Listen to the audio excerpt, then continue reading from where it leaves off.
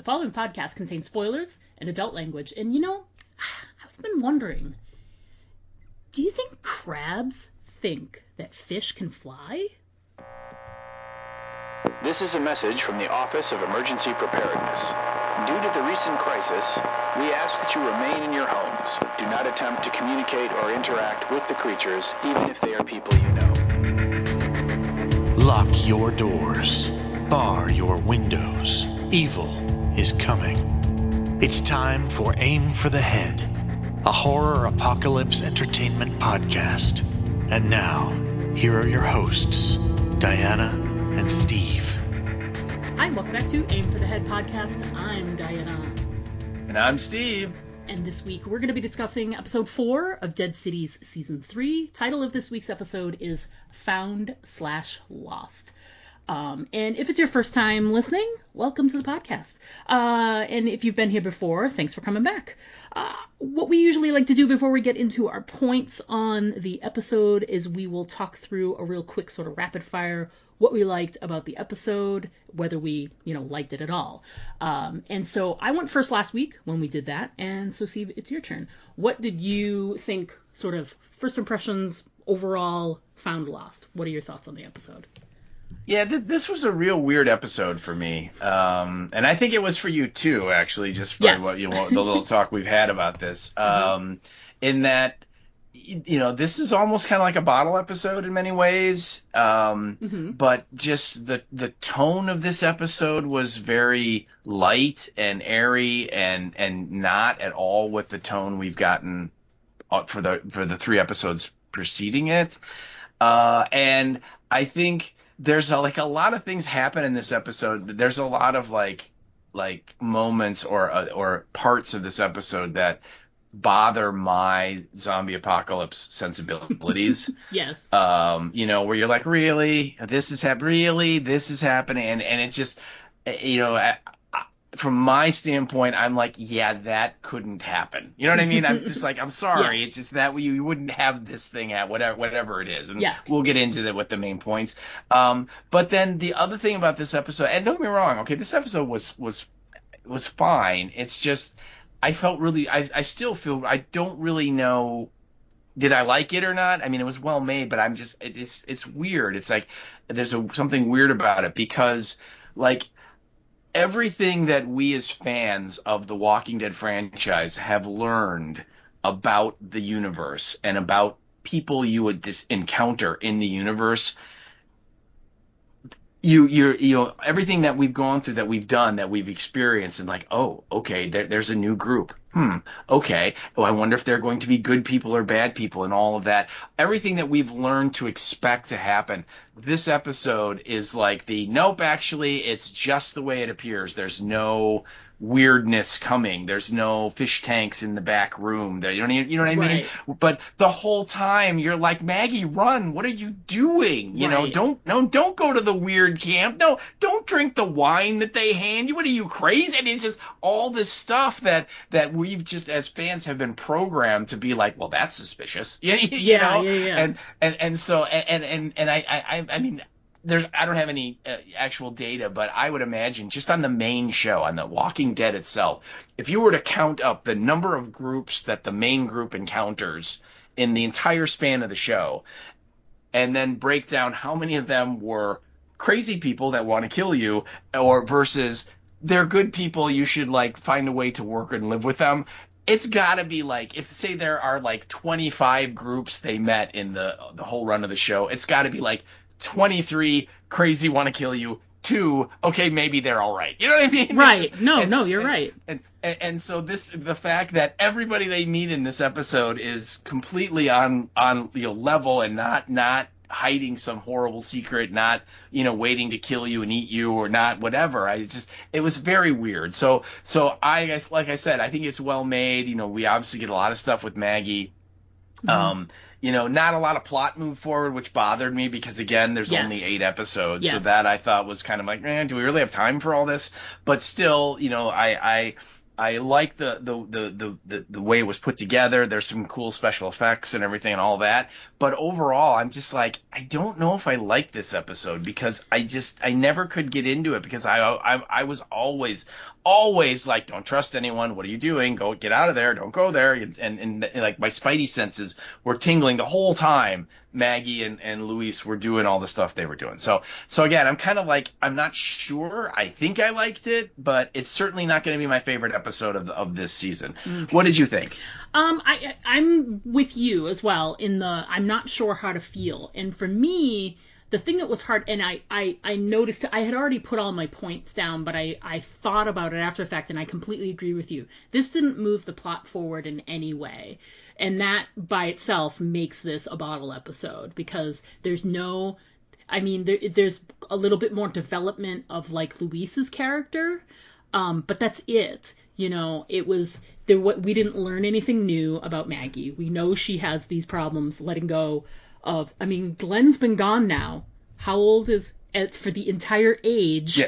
Oh yeah. Well, he's got to be 16, 17, yeah, right? So we're that many years. So yeah. It's like and don't get me wrong, I'm not downplaying trauma, right? But they build this as sort of like, and it felt like it was going to be the Maggie finally is able to take to take Glenn and set him a little bit aside for a little bit.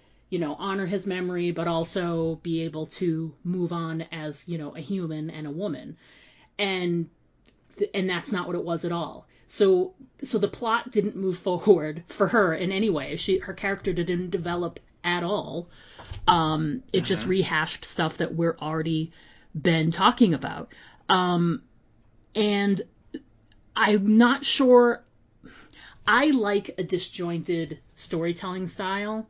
I'm fine with, like, you know, for a really prime example is like Pulp Fiction. Pulp Fiction is multiple stories that are stitched together and they're told completely out of sequence to the point where you get all the way to the very end and you meet up with the people that are in the very beginning. But by the way, that final scene, it is not the last scene of these people because Jules and What's-His-Face, because What's-His-Face is already dead, Vince Vega. Right, John. So it's like, wow. John Travolta. Gee, thanks for ruining the movie for everybody. Spoiler. The movie's been out for 30 years. So, I know. So I like that style. But the problem was, it wasn't multiple stories that were told in that style. It was one story. And they went back and forth.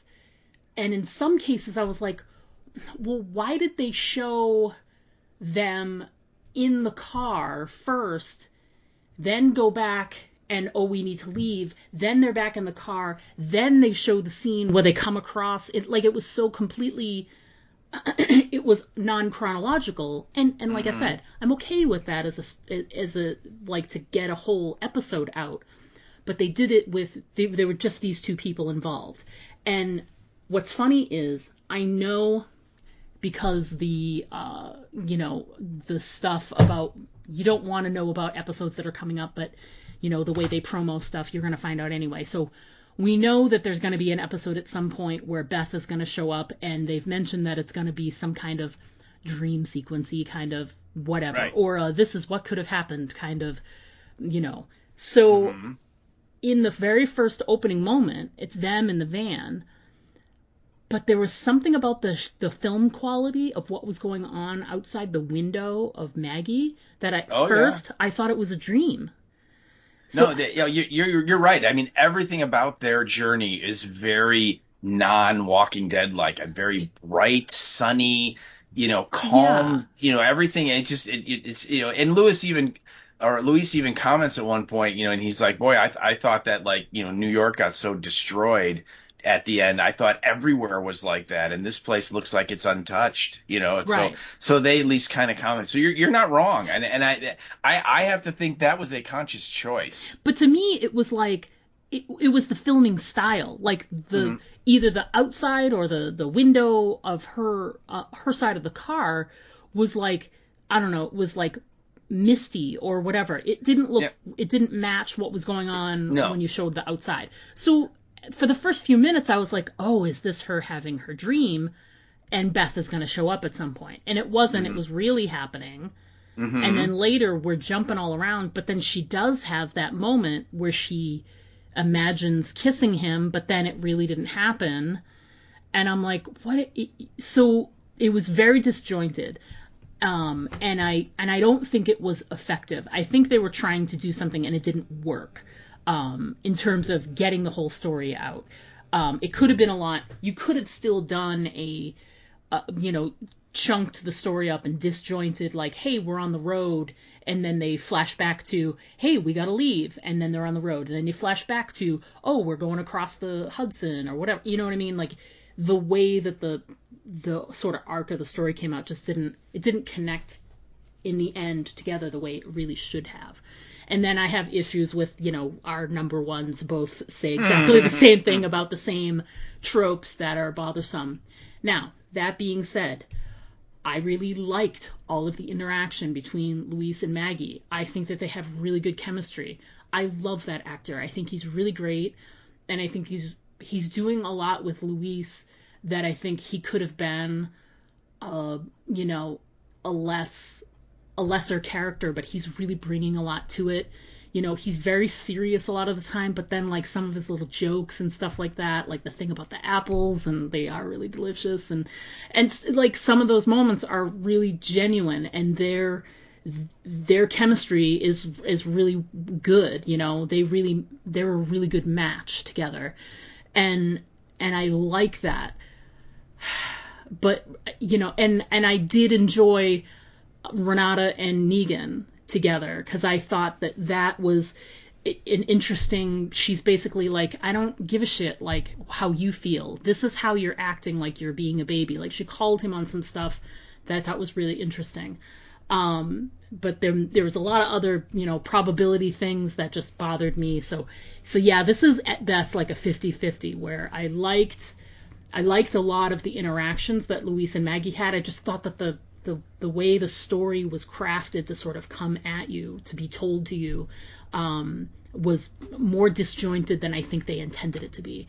And it really threw me off a bit. I watched it twice and I still was like, yeah, it does feel like it's a dream in the beginning. And then because of that, I was like, oh, Beth is going to show up. And then she never did. And I'm like, okay, so we just spent an entire episode. We didn't move the plot forward. And now we're still going to have an episode where she's going to have some kind of dream. And they're not going to bring back Emily Kinney to just have her be in the show for like 10 minutes and be gone. Are you sure? I mean, because that's what I'm afraid it's going to be. That we're not even going to get a full bottle episode with the Beth alternate version. It's going to be it's kind of like what we've got. Like, there'll be like a scene where, because what we had Maggie see Glenn this week. Right. And we actually, they had to kind of check to Steve Yeun, because he actually said, I love you. So, they used his likeness and his voice. So yeah. Good for you, Steve Yeun. That's the best. Your SAG check is in the mail. Passive income is the way to go, man. So well done, But I mean, and that's what worried me. And at the same time, like, just like you, is like, oh, does this mean that we're going to get like 10 minutes of Beth, and that's it? And I'm like, that would suck. I want if they're gonna do it, and let's have it be the whole episode. But it also and I want to have a whole episode that has her, maybe Maggie's dealing with some sort of problem and Beth is in her mind for the whole episode. That'd be great. But it's still gonna be, if it's something that has to do with Maggie dealing with her emotions and it's gonna be more bodily. So then that'll be 2 out of 8 episodes where we focus really closely in on this one thing with Maggie, and it's gonna happen twice. And I just think when you only have 8 episodes, they're precious, and you've got to make sure that you're moving the plot forward. I'm all for hitting those emotional points. It's important, Otherwise, it's just action, action, action, which is fine, but that's not what this show is. So to have, these emotional moments, but it didn't do anything for the plot, it just felt like disjointed, and it needed more it needed some growth there. There was emotional growth, but there wasn't plot growth. So Yeah. So yeah, so like a 50-50 for me. I didn't hate the episode, but like just like you said, it's not going to be my favorite of the season. I did like some of the little repartee here and there. But you can't build a whole episode around singers. You know what I mean? No. Yeah. Right. There's got to be some more substance behind it. So yeah. So we're gonna move ahead to talking about our details with the episode as well, and we'll break down the details of the stuff we liked and disliked a little closer. But before we do that, we're gonna start off with just a quick episode description, and then we're gonna dive into the writer and directors of the episode, and we'll discuss that a little bit before we get into our points. So Steve, why don't you take care of that, and then we'll get going. All right. So this, once again, is The Walking Dead Dead City, episode 3.4, and the title, as you already said, is Found/Lost. So, not Lost Found, it's Found Lost. Right. Interesting. Right. Yes, exactly. Right. And unfortunately, because of some events over the weekend, we will not have a sponsor for this week. But I know. But we thought we had the creepy Presbyterian moon camp lined up for a spot, but just didn't work out, people. So, they were busy. Yeah, they were busy doing their moon dance thing. So, but rest assured, next week we will definitely have a new sponsor. So we'll just move right along to our writer and our director. And again, IMDb is continuing this weird tradition of each episode, regardless of what the show says, IMDb is convinced that the writers are Bob Kirkman and Tony Aldard and what's his name, Moore. You know, I mean, it's just like, nope, we don't care what the show says. The actual credits say these are the writers. So I don't know what to tell you. That's what that says, but I'm just going off of what the show itself lists. And this week around, our writers it was a pair. It's Matthew Negretti, who obviously we know he wrote episode 1 of this season, and of course, I mean, you know, the dude's just prolific. He's a prolific main Walking Dead universe guy. He directed 23 episodes of the original show. He directed like 20 episodes of The World Beyond, which, as we pointed out in episode 1, that's almost the whole run. all of them, right? Yeah, I mean, so that was really his story. He wrote a couple episodes of The Ones Who Live. So, yeah, I mean, clearly, you know, a huge contributor to the Walking Dead franchise. And I mean, and other stuff he's done too. He's written episodes of White Collar and Graceland and you know, some regular non-Walking Dead television as well. So very prolific dude. We all know about him. The co-writer, the other person that they credit is a person, and the name is J.C.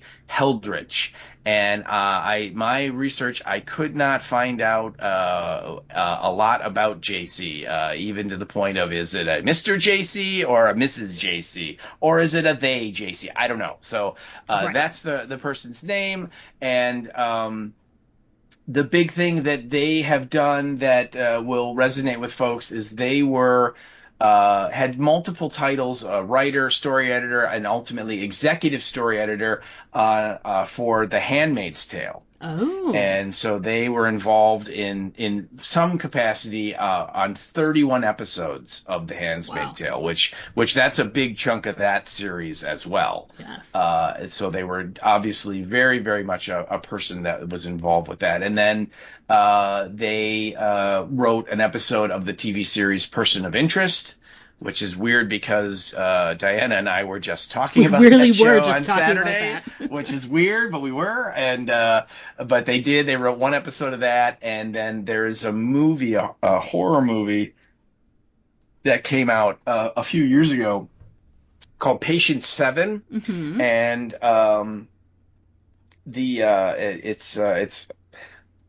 I have not seen it myself. I remember kind of vaguely when it came out, but I now I'm kind of like, oh, maybe I should see it. But she or this person, I should say, wrote like one like segment of it, and it's kind of like it's a show, a movie where a researcher is like interviewing like people that are in an insane asylum about why they're there. Okay. And so you get a bunch of people like telling their little story.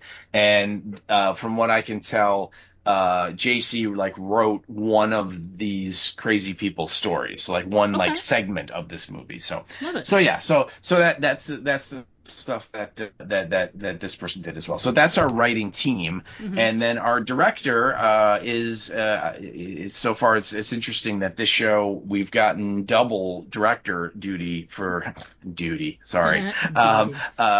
but the first two episodes were directed by the same person, and now episodes 3 and 4 have been directed by the same person. And this again is the woman with the most letters in her name ever, and this is this woman named Daisy von Scherler Mayer, and yeah, that's her name. And like we pointed out last week, she directed stuff like multiple episodes of Yellow Jackets.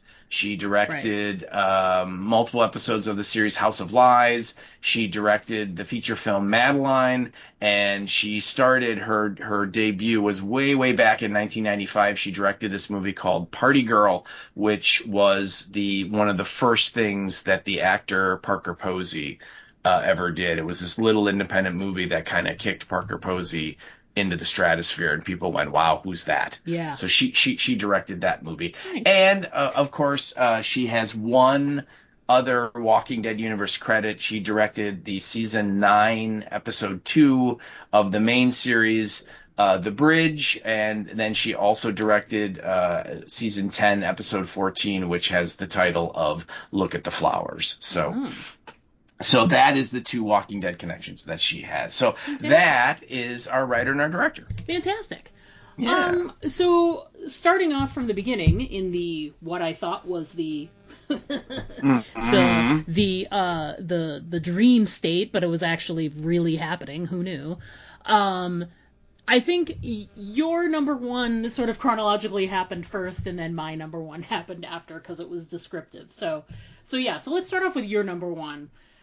How'd you feel about that trip, Steve? Yeah. See, again, it's weird how we view stuff like this, right? Because all of us have like our own like internal like checklist of like, well, this would be there, or oh, there's no way this could still be around. For anything like that's apocalypse, right? Anything that's the end of the world, we're like, if you're doing an apocalypse movie and it's 20 years at the end, you don't expect the main people to like come upon a working McDonald's. You know what I mean? Right. It's just like, no, it's just that it doesn't fit, and everybody has different ideas of what that is that doesn't fit. I get that, but for me, I really have, and Fear the Walking Dead started this off, and really kind of pushed the boundaries on this. But this show apparently does not have a problem with it either, in that the very first shot we get is Maggie and Luis, and they're doing about 40 miles an hour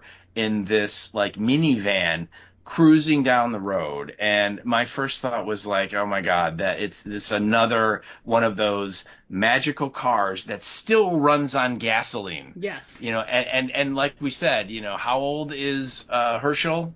Yeah. Right? 16, right?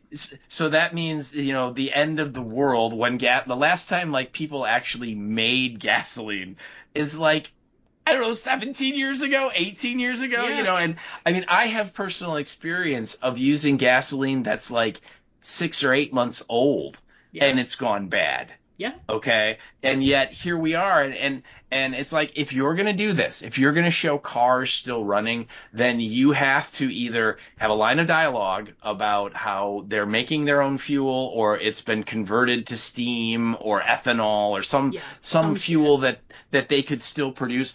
Or you have to have a shot, an extra outside shot of New York City where you see like 2 or 3 oil derricks pumping petroleum out of the ground, and then like a big refinery building that's making it into gasoline. You know what I mean? One or the other, because otherwise there is no frickin' way that car is running. So for me, and I will ask you this question when I get done saying it, it really takes me out of the episode when I see stuff like that. Does that do the same to you? Yes, because there was a lot about that took me out. First of all, I'm like, where did they get the car? They explain it later, but even so, I still felt it was kind of it was a very offhand remark, and it was like New Republic cars they stashed away on the other side of the river or something. Right, and I get it. Like New Babylon, you mean? And or New Babylon. Yeah. But it would have been better if they had explained it as like, we have a couple of the New Babylon ethanol cars stashed over there. You know what I mean? Or something that would explain why you're able to, you know what I mean? And I want to say, I have done the drive from Chicago to Boston many times. And the quickest way, even though it doesn't look like it is, the quickest way is to go through upstate New York. I have done the drive from upstate New York down to where New York passes into the western edge of Massachusetts. Oh my God. Like at least 15 times. And let me tell you, the amount of time it takes to drive, and Sarah is a fast driver. Driving from some place as far north as like Syracuse or Rochester, which is near the border, or Buffalo. Buffalo is right across from Niagara Falls, so I guess you could say it's near Canada, like the trader was saying. Mm-hmm. Okay, from there to the Massachusetts border, it's 5 hours. And it's probably an additional 3 or 4 hours to Manhattan in a regular car driving 80 miles an hour, blah, blah, blah. You know what I mean? So since I've done that drive myself, I'm like, did they do this? It was hard to say. They didn't really say that they did it in a day, really. But it's more than, like, show us the gas cans in the car. Show us something in the, you know, hey, we worked out, you know, what if they said, hey, New Babylon took the, you know, zombie fuel idea and turned that into a gasoline, or they're producing gasoline because of it. I've got 3 like jugs of it in the back. That's great. Thank you. Yeah. Because they make it all the way up there and they make it all the way back without any conversation about how they did it with the gasoline. And the thing is, the thing that these shows should understand is the throwaway line that they gave where they're like, oh, we've got a couple of New Babylon vehicles stashed. That's great. See how quick that was? It explained how they got the car and whatever. You add 8 more words onto that and you explain away everything that we are freaking out about. You know what I mean? There's no reason, if you took the time to say that you recognize that people are going to look at Maggie and Louise in this van and go, where the fuck did they get this van? Where'd that come from? Right. You know, how did this happen? And they explained it later on. And they gave you like a little sentence. And they didn't give you anything more than that. They're just like, people will get it. Yeah, or just like, whatever, you know what I mean? Travel is travel, We did the best we could with this explanation. Right. The rest is up to you. Well, and that, I mean, just everything about the journey, because you're right, everything about it bothered me because, you know, number one, they're driving at night. Right. Like, really, Maggie, that this is a good idea? That, you know, what if you come around?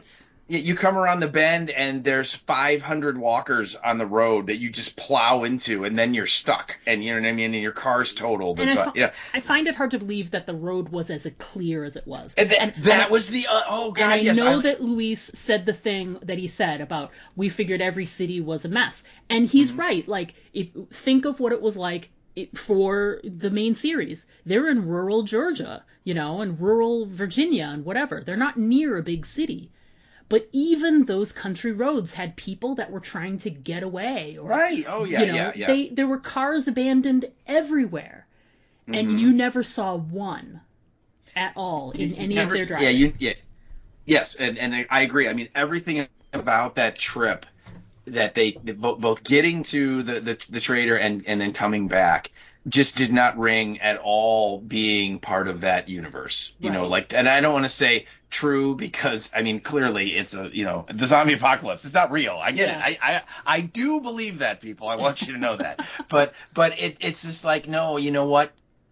This road they're on is not in that universe because, like you said, you know, we've had, you know, probably at least 5 years when cars would still work that people would be trying to get away and get to places, and Right. they would be driving their cars and they would break down. And again, that was the other thing, they're driving so fast, and like you said, there are no street lights. And what happens if you come around some big turn in a bunch of trees that are blocking the way, and there's like 7 or 8 cars that are there that either you're going to run into and die, or at a minimum, hey, you know what, we can't get this van around them. Yeah, it wasn't just there wasn't any growth. There weren't broken trees. There weren't, Yeah. There's no highway department still working to clear the roads. You mean they're not still cutting the grass next to the roads at this point? Huh, that's so weird. Yeah. Again, it just, and like we were saying in our quick thoughts, it's like,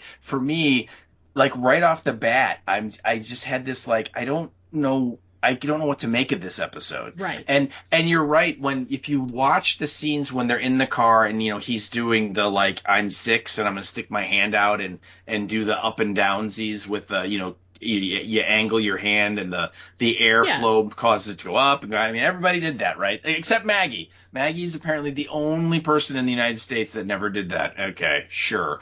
But if you look at those scenes, like you said, like the way the trees are moving out the window is very not with like what the speed looks like when we get the external shots of the car driving around. It doesn't match. It doesn't match, and like you said, it's very dreamlike. Mm-hmm. It's very slow and serene, and like the music choice is this very like I mean, the subtitles repeatedly were saying uplifting music, and I'm just like, for this show, really, so it had, and I totally see where you in like maybe about 5-6 minutes in were like, oh, is this going to be the Beth episode? Because it clearly looks like Maggie is like, either Maggie's been concussed and she's having this kind of weird, dream event, like hallucination, or she literally is asleep and this is a dream she is having. I was right there too with that idea. If they had made it to the end of the episode and then had like Maggie wake up in the passenger seat and Luis is asleep in the driver's seat because they pulled over to sleep while they were driving, I would have believed it. Because because nothing in that episode it had a tinge of like not real to it. Yeah, absolutely, it really did. And for me, it started with the car. Yeah, and speaking of tinges of not real, so your number one was word for word, Sigh, the magical car that still works on gas in the apocalypse. And the funny part is, my number one is Sigh, the magical person who can get you everything in the apocalypse. Oh, I know. And I get it. If in a realistic scenario where the world came to an end, I'm using air quotes here, there would be, in groups of people, there would be like, there's gonna be a red in every group. I'm the guy who can get you things, Yep. It's just the way it is. In times, in areas of, want, there's always gonna be someone who can do that. And I don't know about the description of her though, because I don't want to invoke Delaware, Texas again, but the distance between northern New York and Newfoundland, which is, by the way, an island. Hey, it's where Carol went when she flew to frickin' Spain or France. But Newfoundland is closer to Maine. If she was in Maine, I would understand driving a bit, go over the border, you're at Newfoundland, whatever. Yeah. But this is a little, it's a little unbelievable. Plus, oh God, yeah. Plus, I'll never understand the one thing, and this goes for Gerard's group too, the magical, campground people. The crazy Presbyterians, yes. Between them and the trader person, everybody looks very neat and clean. Oh God, oh my God, yes. Like, I really loved the look of the trader, but I feel like that it would have been more realistic if it was like, I'm wearing all these random like clothes underneath and I traded for this awesome purple jacket because I love the way it makes me feel. But everything else is just like I'm wearing jeans and like a regular old like a flannel underneath or whatever. But this purple jacket, I got this, and it's, you know what I mean? It would feel more realistic. I tell you, I agree with you that I did. Well, let me just say, I did not like the character of the traitor. I don't think that's a real person. And certainly that's not going to pull in, like 20, cases of morphine in a day. And I mean, it's like, come on.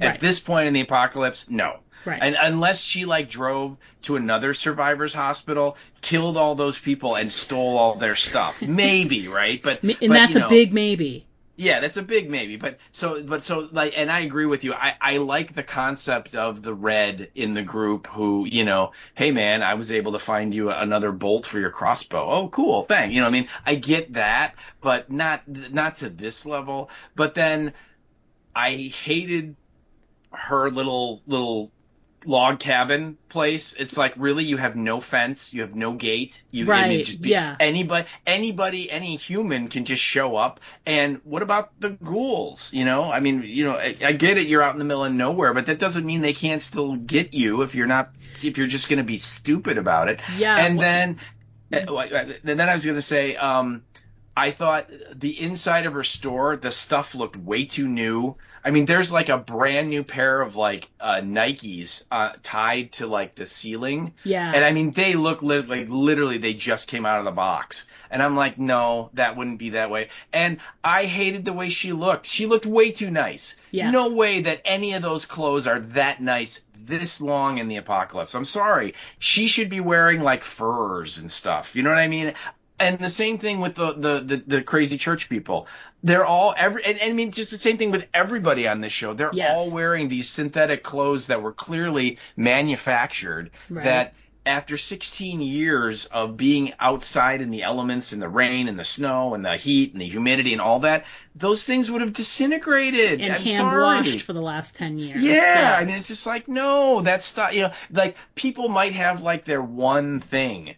Oh my God, this is my one shirt that I saved from the apocalypse that I won't throw away, that I wear. But I mean, even those things are going to be like threadbare and falling apart. But no. So yeah, there were so many just things about the way that they made these characters and settings look that bothered me. So I agree with you. I if they would have had her and she's got jeans and they're patched and she has different shoes and like a weird kind of a flannel shirt that's kind of got holes in it, but then she's wearing this kind of nicer purple jacket that she clearly got in a trade somewhere. Yeah, I get that. Okay, that would have rung more true than this like woman who, first of all, I mean, oh my God, her hair is perfectly done. Right. I mean, she was stunning. There's no doubt about it. The actor is very, very attractive, pretty woman, and she looked amazing. It's just like not in this universe. You don't look like that. Yeah. So yeah, that bothered me too. Absolutely. Yeah, I agree. I had the same feeling when they pulled up in the van that there was no protection outside. I mean, yes, she's in a very rural location, like a in the middle of the woods kind of location, but they found her based on the information from one person that passed their way 300 miles in a different direction. You know what I mean? It's not like people aren't talking about the traitor. So it's like, why wouldn't you have some kind of fence to have that conversation at? The thing about her log cabin too is if you compare that with like the shop that Lucy goes into in the first town she comes to, where that guy, I forget the name of the shop, but the guy like flipped places and he was the guy who killed the shop owner or whatever. Even the stuff that's in there, like that shop, you can tell that it's got wear to it. There's things to trade for, but they've got a level of dirt on them, you know what I mean? Because they've been found out in the wilderness or whatever. And so it feels like the stuff in her shop should be like, hey, I've got these really nice pair of shoes, but they should look like they've been worn. There's this really great jacket here. It's got a little tear on the lapel, but you know what I mean? But it literally looked like a store. It Yeah. didn't. Oh yeah. Yeah. Here's a funny thing that I didn't put it in my notes, but I want to make sure I talk about it. When they had the scenes for next week, like on last week's episode, when they had the scenes for next week, and they were like talking to the trader, and she comes out and they were like, "Are you the trader?" It wasn't closed captioned, and I didn't know when they said that they were talking trader TRADER. You thought I thought AI? they meant I thought they meant like trader TRAITOR. Yeah. Like Are you the trader? Are you the trader? And she was so like, yeah, like she was very like fierce and whatever. And I'm like, oh God, there's some person who was a traitor to their group and they're going to go looking for her. And I'm like, what the hell? Like, how is this happening? Yeah. So I was weirded out by that. And then when the show started and the closed caption came in, I'm like, to trade things with, it's a bad name, first of all. It's just because unless you have if you didn't use the closed captioning, you would think the other thing. And particularly when Lauren Cohen does her Southern drawl, voice. Yeah, her Southern slash British. Yeah. Well, yeah, it's Southish is what I like to call it. It certainly comes out as traitor with a T. And that's just the way she's saying it because she's trying to put that drawl in there. So I agree. And when I saw the scenes for next week, I'm like, so there's a traitor? Like somebody, like a traitor to who? Who did they betray? And right, so, exactly. Yeah. And I was like, and that's the person they're going to get medical supplies from? I don't understand what's happening here. Yeah. So I was already like off on the wrong foot before we even watched the episode. And then we get there and I was like, oh. And then I thought more about it and I'm like, well, that's a terrible name to give somebody. They should be like, I don't know, the negotiator or like, I don't know. Like the fixer or the shopkeeper or like it should have been like my name is like I'm like Trader Denise or something where it's like whatever. Yeah, you're right. I mean it was a weird choice. Yeah, it's a poor choice of name. All right, anyway, we're sticking on this a little too long. So I think my point's next. Yeah, let's talk about your number 2 then, because it does come in first. Yeah, because they do, like you said, there's a little bit of jumping around, although it's like we get like that weird opening bit with them driving, and then it jumps back to New York, and we find out why they're in the car in the first place, because they need the medical supplies, and he has to go because he's the only one who can apparently look at them and go, yeah, those are medical supplies. And Maggie's going to protect him, and then so they leave, but then we also get a little bit of like life in the big city with the other characters, and apparently all of the other major cast guys and gals are on like Walker collection detail, and so they're all out and they're rounding up the ghouls. We also get a little bit of them, and they're like constructing like a wall in between one of the streets, so they're trying to like wall off their little part of the city to give them protection, right? And so on. But we get this shot, and they're like they've got all these walkers, and they apparently have found a warehouse that is just chock full of buckets because all of them have a bucket on their head, and they're all chained up, and they're like leading them to this like wagon that's got like a pen on the back, and they're like rounding up like ghouls for the methane tanks to power them, and it's Renata and it's Negan and it's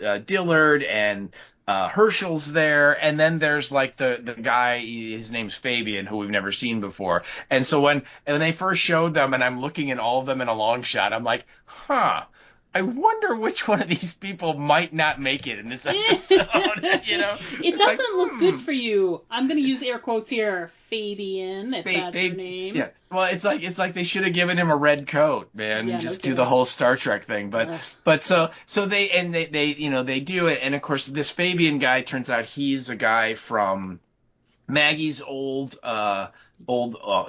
area where she lived, right? Who she went to see them, and a lot of them came and joined her on the island. And he's talking to Negan about, hey, since we're like collecting all these ghouls for the power, we should get like more electricity as kind of like a bonus, And Negan is kind of like, really? You think that's what we should get, huh? And then eventually Renata pipes up and she says something like, yeah, and if my abuelo had 3 balls, he'd be a pinball machine. And Negan is like, excuse me? And she's like, what? And he's just like, sorry, I just didn't know you had that setting. And I just thought that was just a great Negan line. Yeah. It's really great. And hey, I have to ask you this right now because of last week. You asked me near the end of like, hey, do you think that there might be some romantic type stuff going on between Maggie and Luis? Because they were kind of, giving each other the eyeball, right? And we saw what happened in this week, right? So, clearly. So my question to you is, yes. Do you think that there could be some romantic-y stuff going on between Negan and Renata in the future? Possibly. If not, they also put Dillard in there too, because she gave him like the little compliment there, and he was like, "Ooh, thanks, gracias." Yeah, it's been a long time since a human lady complimented me. Yeah, and I was like, and which one is the worst choice? Well, but see, Negan's got the bad boy thing. So, yeah, but he's psychotic. So these are problems. Yeah, but Dillard's just weird. Yeah. And I just think the ladies are drawn to the bad boy, particularly her, because you just know she thinks she can fix him. Right. Oh yeah, based on all the other speeches from the rest of the episode, for sure. Right. Yes. Absolutely. Yes. But yeah, and of course the episode proceeds, and of course the Fabian guy, he almost gets killed. Negan has to like jump the fence and save him, and he does, and that's great. And then you can see like literally like Renata like looks up to the right and is going right after that happens, and then suddenly she's offering him like the last apartment in the building that they live in, right? And as sort of like, hey, you kind of earned it. And, and what did Negan say? It's like, oh, it's like Christmas, and Renata Claus has brought little Negan a present because he must have been a good little boy, but anyway, I get the sense, and then at the end, the confrontation when she kind of lets him know that she knows the score on what happened to the Dama, right? And everything. I just the whole time I'm like, you totally want to make out with him, yeah. And I just want to know if you were getting those vibes too. So. Oh yeah. It's all about the vibes this year, Yeah. Okay. Good. I wasn't hallucinating. And I think a lot of that, like if you think about what Luis was saying to Maggie at some point too, I think that Renata and Luis are both at a point now where their community is in the best shape it's ever been. They've got good support, people they trust, between Maggie and Herschel, and to a degree, Negan and Dillard helping out, whatever. And they've got all these new people. I think that both Renata and Luis both have relaxed a little bit to the point where they're like able to sort of notice the people around them kind of thing. And I think they're both experiencing that same thing in this same episode, Luis has moments where he's literally just like staring at Maggie when he's in the van. And Renata's having moments where she is really, and even towards the end when she's calling him on his crap, Renata is really seeing Negan for who he is. And a lot of that towards the end ended up being more like pity, But I read it too, as pity, but also she is the way when he calls her out and he says like, hey, it took me a minute to figure out what your bullshit was about the offer for the house and everything, and about how if I turn it down you're gonna like throw me in jail for killing the dog, all that whole speech. And her response to it is not, she didn't get defensive and she didn't get emotional about it or like you're full of crap or whatever. She just basically said.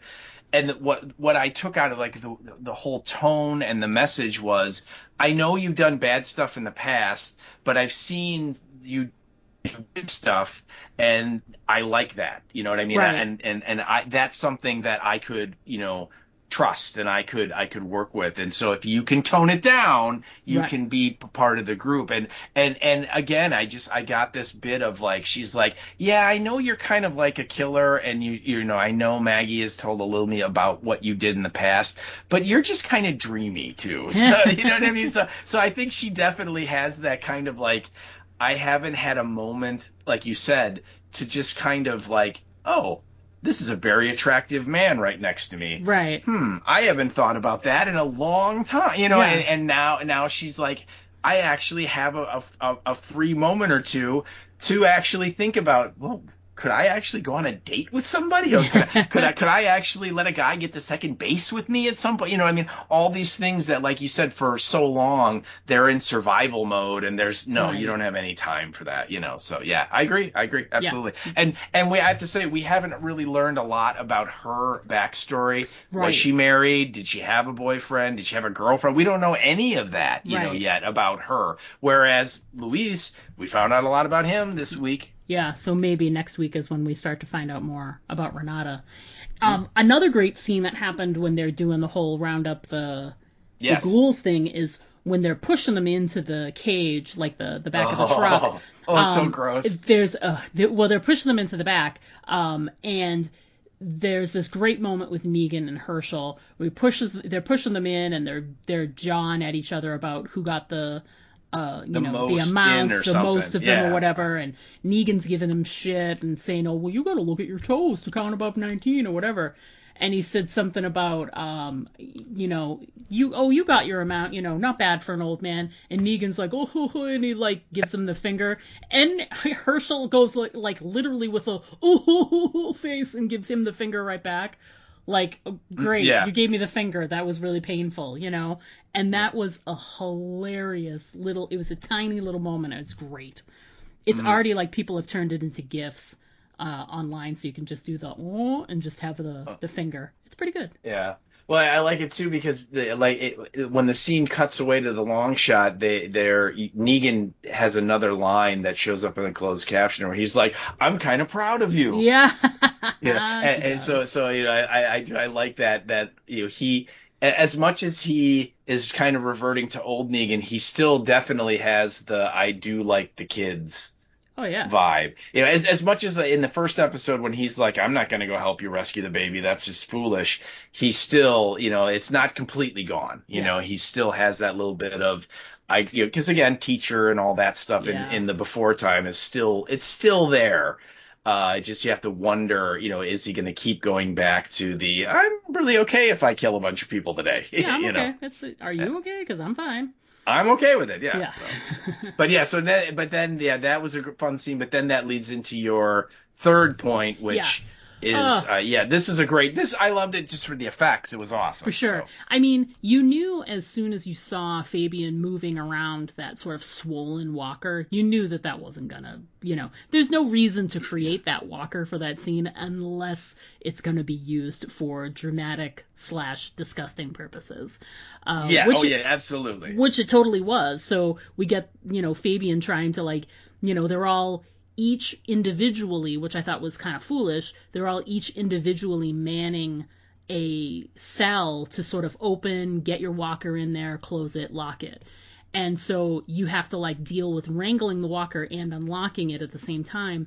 And so Fabian's doing that, but when he did that, he didn't quite get the door open all the way, and he's trying to finish it off and push the walker in through the opening, but it's not open quite enough. And the locking mechanism by the front of the cell, the walker just tears right on it, and it's just a bloosh of disgustingness that falls all over the floor. It's like milky white liquid. Oh, it just was pus. It looks kind of yellowy greeny to me. Part of me was like, is this an infected from the Fear the Walking Dead zone or something? I don't know. Whatever it was, you're just like, oh, don't get any of that on you. Oh, dude. You're like when they finally rescue Fabian, you're like, you need to take a shower. Yeah, you need to take 5 showers. And it was nice too because they actually had a moment where he sort of did and was realizing how disgusting he looked, smelled, whatever. Oh, gross. The whole scene. It was awful. Yeah, but cool awful. Yes, yeah.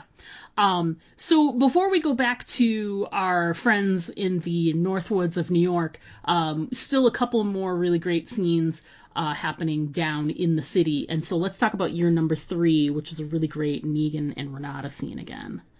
Actually, this happens after most of the travel stuff. This is the end bit when she offers him the Oh, gotcha. the room. Gotcha. And then it's when he comes in later at near the end and basically says, I figured out what your plot is, and then she points out, you can stay here, but you can't kill anyone. Like, Right. people under my rules, they can't kill anyone, or in your case, you can't kill any more people. And so it's a little later. Yeah. Yeah. All right. Well, then we can talk about my number 4 then, which was Yes. them.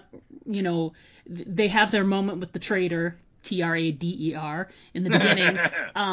Let's just call her Red. Yeah, I feel like purple, really, or Violet. Let's call her Violet. Violet. Let's call her Vi. Yeah. And by the way, the actor who plays the traitor. Yeah. I'm just going to apologize in advance. Okay. This is the actor. Her first name is Folake. Folake. Folake. Okay. And her last name is Olowofoyiku. Maybe. It's Olwofoyeku. And I apologize. I don't know. There's no phonetic pronunciation here, so I'm not sure where to put the emphasis on which syllable. Yeah. But yeah, and I mean, I thought she was a great actor and did a good job, but I wasn't crazy about the character. But yeah, that's the actor that played it. Folake Olewefiku or something. So yeah. You're doing great there. Yeah. So she's gone, and then they're in her cabin, and then they meet. They have a really nice little meet cute with Gerard. We have to say they're playing Jenga. Yes, which is great. That's a good apocalypse, that is game. Yes. Does not require batteries. No, it's fantastic. So they get a knock on the door. They answer it, and it's this guy. I wrote down Gerald. I'm pretty sure he said Gerard, though, right? It's Gerard. Yeah. I think I wrote Gerard. That's what I spelled got. it. So. Well, actually, no. I take it back. It is the credits say Gerald. So. Oh well, there you go. Huh. So you had it right the first time. I thought it was Gerard too. Yeah. So we both talked about our feelings about the traitor, Violet. But I kind of like the character of Gerald. He's sort of like that wide-eyed, optimistic leader of a group kind of thing, where he's like, he fills all the, requirements of something like that. He seems really sweet and kind, and he's very grandfatherly, which is interesting because then they meet their group, and they're like, the first person is like, Grandpa, and comes running over, so there you go. And they seem very sort of commune-like. It's they're living in this sort of like summer camp area. He explains it as like they used to come here in the summers and da-da-da-da, so, and there's no problems with walkers because I guess they built a really big fence, which we can't see, which encircles the whole thing. But again, that bothered me to no end. I'm like, really, you have no security at all? And then they explained it away with the line about the hickory oak or whatever weird wood it was that they built the fence, and it's never broken down since. I'm like, okay, thank God, at least you guys built a fence. Right, exactly. Yeah, so I liked Gerald. I liked what he brought to the character development because, like I said, not a lot of plot movement, but there was some character development moments. And we're getting all of this, like, Luis opening up to Maggie, telling more about his past, about his emotional journey, etc., etc. And, they're trying to be very generous here with those plans for creating the power and everything. And so Gerald says this one line that I thought was really great. It really stuck with me. And he said, besides, what's the point of having something if you're not willing to share it? And it's a really nice outlook. And it just sort of like saying something like that sort of shows what the ethos is of that little group there. And I do like later, after they tell him about the power source, he says what I've thought a lot of times. We've been watching all of these Walking Dead shows and different apocalypse sort of scenario shows, as it were, and they're all trying to do one thing, which is to try and get back to how things were, right? There's always this goal of trying to get back to how the world was before. You know, we need this, we need that, we miss these things, et cetera, et cetera. And he makes a really good point where he's like, we were sort of a slave to the electronic, other things. We didn't need those things in our life. And he says, we found the things that were important to us, community and family and stuff like that. And they have created a community space based on those things. And he thanks them for the possibility of these plans, but he rejects them because he doesn't think that they need that they have everything that they could want for in this world right now. So I just thought it was really interesting because every other time you meet groups, they're either, they're all bad, like we were talking about way at the beginning. They're always bad. They want to take your things and whatever. And they don't want to take your stuff. They want you to come in, but they also don't want to change either. They right. like the contentment and the peaceful life that they have and aren't interested in changing it at all. So I thought that was very interesting. Very village-like, isn't it? Yeah, he has that line where like he's like the dead are dangerous, but all those things, the TVs, the radios, and the screens, the phones, those were not making us a community. And he's pointing out like, look at, we're super happy now because we don't have any of those distractions. We actually have to talk to each other and all that stuff. So yeah, that was interesting. And I did like the line when Maggie looks over at Luis and goes, "So cannibals trying to lure us with their supposedly delicious fruit?" And he's like, "It is pretty good. Right. I had one." Yeah, he says it first. He's like, "So what do you think? Cannibals trying to lure us in with their delicious fruit?" And she goes, "How do you know it's delicious?" He's delicious? Like, "I tried it. It's pretty good." And then it's great because it cuts to her and she tries not to laugh. Because she's trying to be dead serious. Because, she's, at this point, she's acting the way Maggie would act, which is being completely distrustful of this guy, And so, but then she's like stifling and smiling because she's like, "Stop it. Don't make me laugh. I'm trying to be in charge here," But I have to say, like, yeah, all of those people, they bothered me. And again, it's the show. It's the way I've been conditioned on the show. Like we said, the whole time they were there, I'm like, "Maggie, don't go to the camp. What are you doing?" And then it's like, "No, don't like stay for the. Are you kidding me? Tonight happens to be the midnight festival. They're gonna sacrifice you. You know what I mean? It's like, no, don't stay for that." And then the random woman they've never met, walks up and goes, "Would you like some wine?" And I'm like, "Maggie, don't drink the wine. Are you crazy?" And it's just like every like red flag that you think she'd be like, not doing that. I know better. She's just like, "Sure, absolutely. Oh my, yeah." It's just everything about that. And it ultimately, at least so far, it's turned out they're harmless and they're nice people and they're the exception to the Walking Dead rule that the people you meet on the road are bad people and will kill you and take your stuff. These are the exception. These are the good people, right? I get it. That's what they're showing us. I just had a really hard time believing it. I kept waiting for the fish tank scene. I kept waiting for one of them to, see, the tent that they stick their head in and there's, body parts or whatever it is, right? It's like nobody that nice is going to be left at this point. That's what my conscience had a real hard time.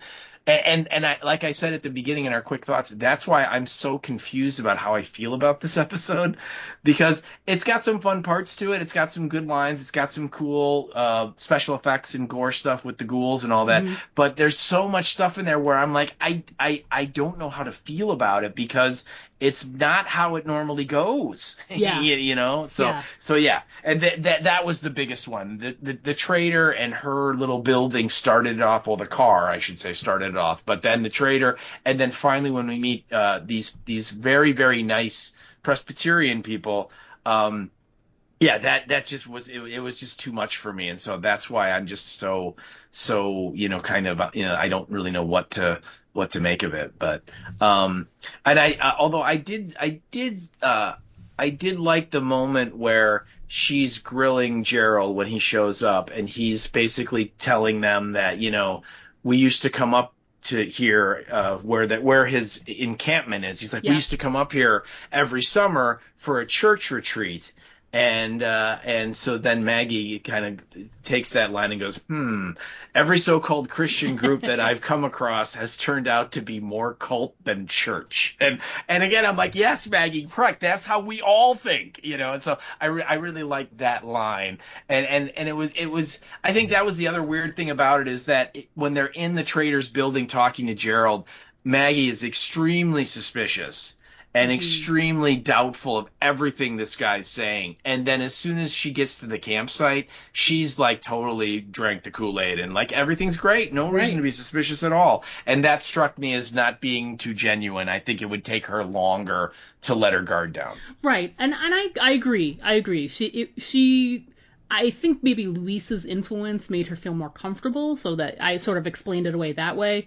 But I also feel like her like snapping to it after her sort of imagined kiss thing, like the little dream state she had, when she snapped to it and realized, oh, what am I doing? Like, this is so opposite of me, and she had to leave. And she walked away. She's like, we've been here for too long. We have to go. And he's confused because everything she's done up until then has seemed very like, oh, she's having fun, or, blah, blah, blah. And then all of a sudden it's like, nope, nope. This is not the usual Maggie stuff. So I need to act like usual Maggie. So bye-bye. Anyway. Yeah. Yeah. All right. So I liked Gerald and, his people, we didn't really get to meet a lot of them, but, they gave off the impression that they are, they make good mulberry wine and they like to dance to folk music, I guess. I don't know. I was going to say, isn't it just an amazing coincidence that all the Presbyterians that survive the zombie apocalypse are professional dancers? They are, yeah. How about that? Yeah. Who knew, right? It's really, really like, it's a miracle that happened. Yeah, it's that's one of the lines from Not Another Teen Movie. Oh. When they're the guy's like giving the tour to the new kids and like somebody's either singing or dancing outside the high school and he's like, isn't it strange that all the kids here are expert singers and dancers? Yeah. Just kind of pointing out how all those teen movies were. So yeah, that jumped into my head when they do they form the circle and then couples go out in twos and they get their own little like spotlight dance, and of course Maggie and Luis have to go out there and do it, and then of course they're the whole time they went out there, I'm like, no, don't go into the circle, then they're gonna kill you. I was so confused with this scene because I was just expecting badness everywhere. So yeah. Oh yeah, but we're trained for that, we're ready for that more so than the people that are on the screen. Yeah, well, I think more than trained, we're conditioned. Yes, I think we're totally Pavlov's, we're Pavlov's dogs here. Yes. I mean, we hear that bell ring and we're like, bad's coming, look out! Look out! Here come the bad people. So that was my take on that, and then you've got some really great things from some further moments there. You got your number 4, which was a cute little moment there. It is, and we kind of get this. I think this happens when they're driving to the Trader, and Maggie, because again, it's just the two of them, and there's no radio, and they don't have a tape player, and they don't have anything yet to distract them, so they're just, oh my God, having to talk to each other, and so it kind of does the dissolve into the middle of a story, and Maggie is telling the story from the main show when they got the fire truck. Yes. And I think it was Abraham and Eugene and maybe what's her name? Rosita was there too. That's when they first I think Rosita. Them. Yeah. Yeah, and so she's like recounting that story, and at first I thought she was talking about Abraham, the way she, because we kind of come in the middle of it, but then Luis goes, and he had a mullet, mm-hmm. And then you're like, oh no, it's Eugene, and I just like the fact that she actually said his name. Yeah. And completed the reference of, Eugene, he was there when it counted and all that stuff, and so I always admire and respect when shows have built up such a long history like The Walking Dead has. I mean, the show ran for 12 years on the main show, Right. 12 seasons, 13, right? And then you've got all, so you have this huge past that these characters, and in Maggie's case, Maggie was there from, season 2, right? Yeah. I mean, so a long time. And so why wouldn't she talk about people that she knew from her past that meant a lot to her? Yeah. Why wouldn't she? Of course she would, and the fact that so many shows, have what my friends and I usually refer to as the big reset button, is at the end of every episode, they hit the big reset button. So next week, anything that happened already is totally gone and never referenced again. Even when they come up against something that's similar to something they came up in the past, they never go, hey, this is kind of like that time we ran into those people. You know what I mean? They never do that, right? And that's because the writers are all writing their own stuff and they don't want to reference it and so on. But I always like it when they take the time and acknowledge the fandom and the fanaticism of the fans by saying, you guys remember Eugene, right? So why shouldn't Maggie? And so I really like that. And then, of course, when she has like the weird dream moment when we think she's kissing Luis. And then, of course, it turns out that she was just like imagining kissing Luis or fantasizing. I don't know what you would call it. But then immediately after that, she thinks about Glenn, and not only do we see Steve Yeun, but we actually get a clip of him, and he goes, "I love you." Yeah. And of course she's fingering the ring right around her neck and all of that, and you really get the idea that Maggie is much like Luis and Renata she's either been in survival mode or protect Herschel mode for so long. The idea of having any kind of even a friendship is really difficult for her, and certainly a romantic relationship right out, because she still feels that would be somehow betraying Glenn, right? Which very common for spouses, for married people when one of them dies. Yeah. For the other one, it's very rare that they're like, well, I'm going to go on a date tomorrow. Yeah. So it takes that time to kind of get over it. And so in this episode, again, another, I think, red flag in this episode is that like everybody is talking about how hopeful the future is. Yeah. Which means it's all going to come crashing down. Right. So you're like, what are you doing? And so, but I mean, and they have the whole thing of like, who could you be, or who do you want to be, as opposed to who did you have to be? That whole discussion, and Luis, kind of fesses up about how his wife kind of, ran out to see if her parents were still okay and never came back. And so he's been dealing with I know she's gone, but I really don't. Yeah. Which I thought was a really nice way to put it. It was like, she's gone, but I don't even really know if she's gone, which I thought was really nice. Yeah. And I mean, come on, all of the soap opera watchers out there, as soon as he did that, I mean, my mind went right to, okay, so he's going to start something with Maggie. And she's going to come around the corner. And then Wifey's going to show up. Oh, yeah, you just know that she's going to be somewhere, right? And so on, right? But so he kind of shared that, and again, it's funny because he's sort of like tells Maggie, I love my wife dearly, and she was my soulmate and the only one for me. And it's taken me this long to kind of finally acknowledge that she's gone. Yeah. And it's okay if I try and move on and find happiness with another person. Right. And Maggie is like clearly having the same kind of argument in her head right now with herself as well. Of, hey, you know what? Glenn's been gone a long time, and Herschel doesn't really need to be watched over every second anymore.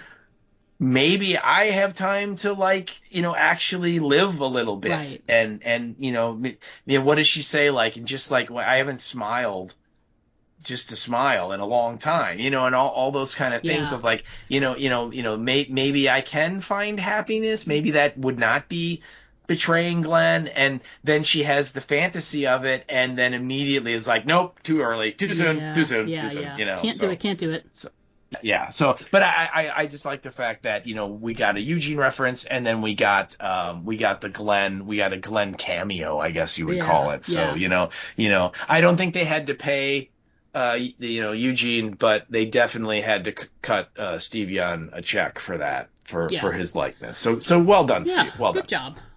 I feel like we kind of covered your number 5.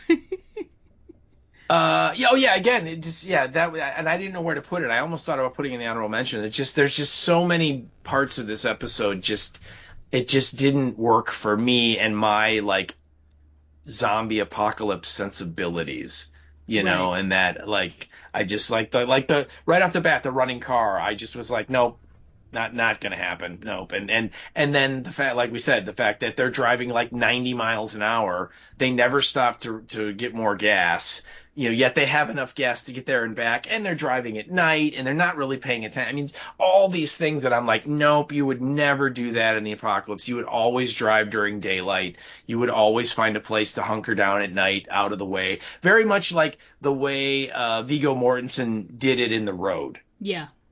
Like you go during the day, but when it starts getting close to the sun going down, you better find a safe place to hole up.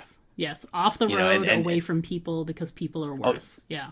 Right, because if the people in that universe, if they catch you, they're going to eat you. Yeah. So it's and for these two people, it was like the whole road trip. They had no fear that anything was going to go wrong. You know what I mean? It was almost like they were just out driving today. Yeah. So everything about this, not everything, but a lot of stuff about this episode just really, it was very difficult for me to kind of like really just get into it, because I kept going, I wouldn't do that either. And it sounds from what you've said, maybe not to the same degree, but you certainly had similar thoughts. Yeah, absolutely, I did. And I think we already talked about your number 6, which was the reaction to the Christian, which was that the line about the church. So you really all we have is like the end. I think. So let's talk about the end. So clearly we get there was the little foreshadowing when it showed the little crack in the ground when they were working outside earlier in the episode. I'm sorry, you mean the CGI crack? Yes. Yes. So there was already some foreshadowing that something was going to happen.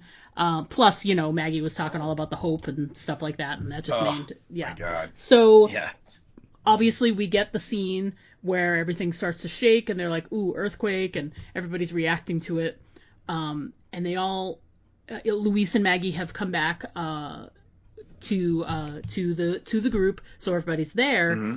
And then they realize, they're like, "Oh crap! The ground is starting to like crack open a little," and they think really quickly, "Hurry, go grab what you can from the pantry before we can't get anything out of there." So they run in, they grab as much as they can, and they come out, and there's this really great CGI they did of like the ground literally buckling underneath them, and then you can see it's a train tunnel, because you can see all of the trains just sort of sitting there underneath the ground. Yeah. And they're both on like opposite sides of the street, sort of staring at each other, can't believe what just happened. And now I wanted to talk to you about it a little bit, because, they showed the crack in the ground.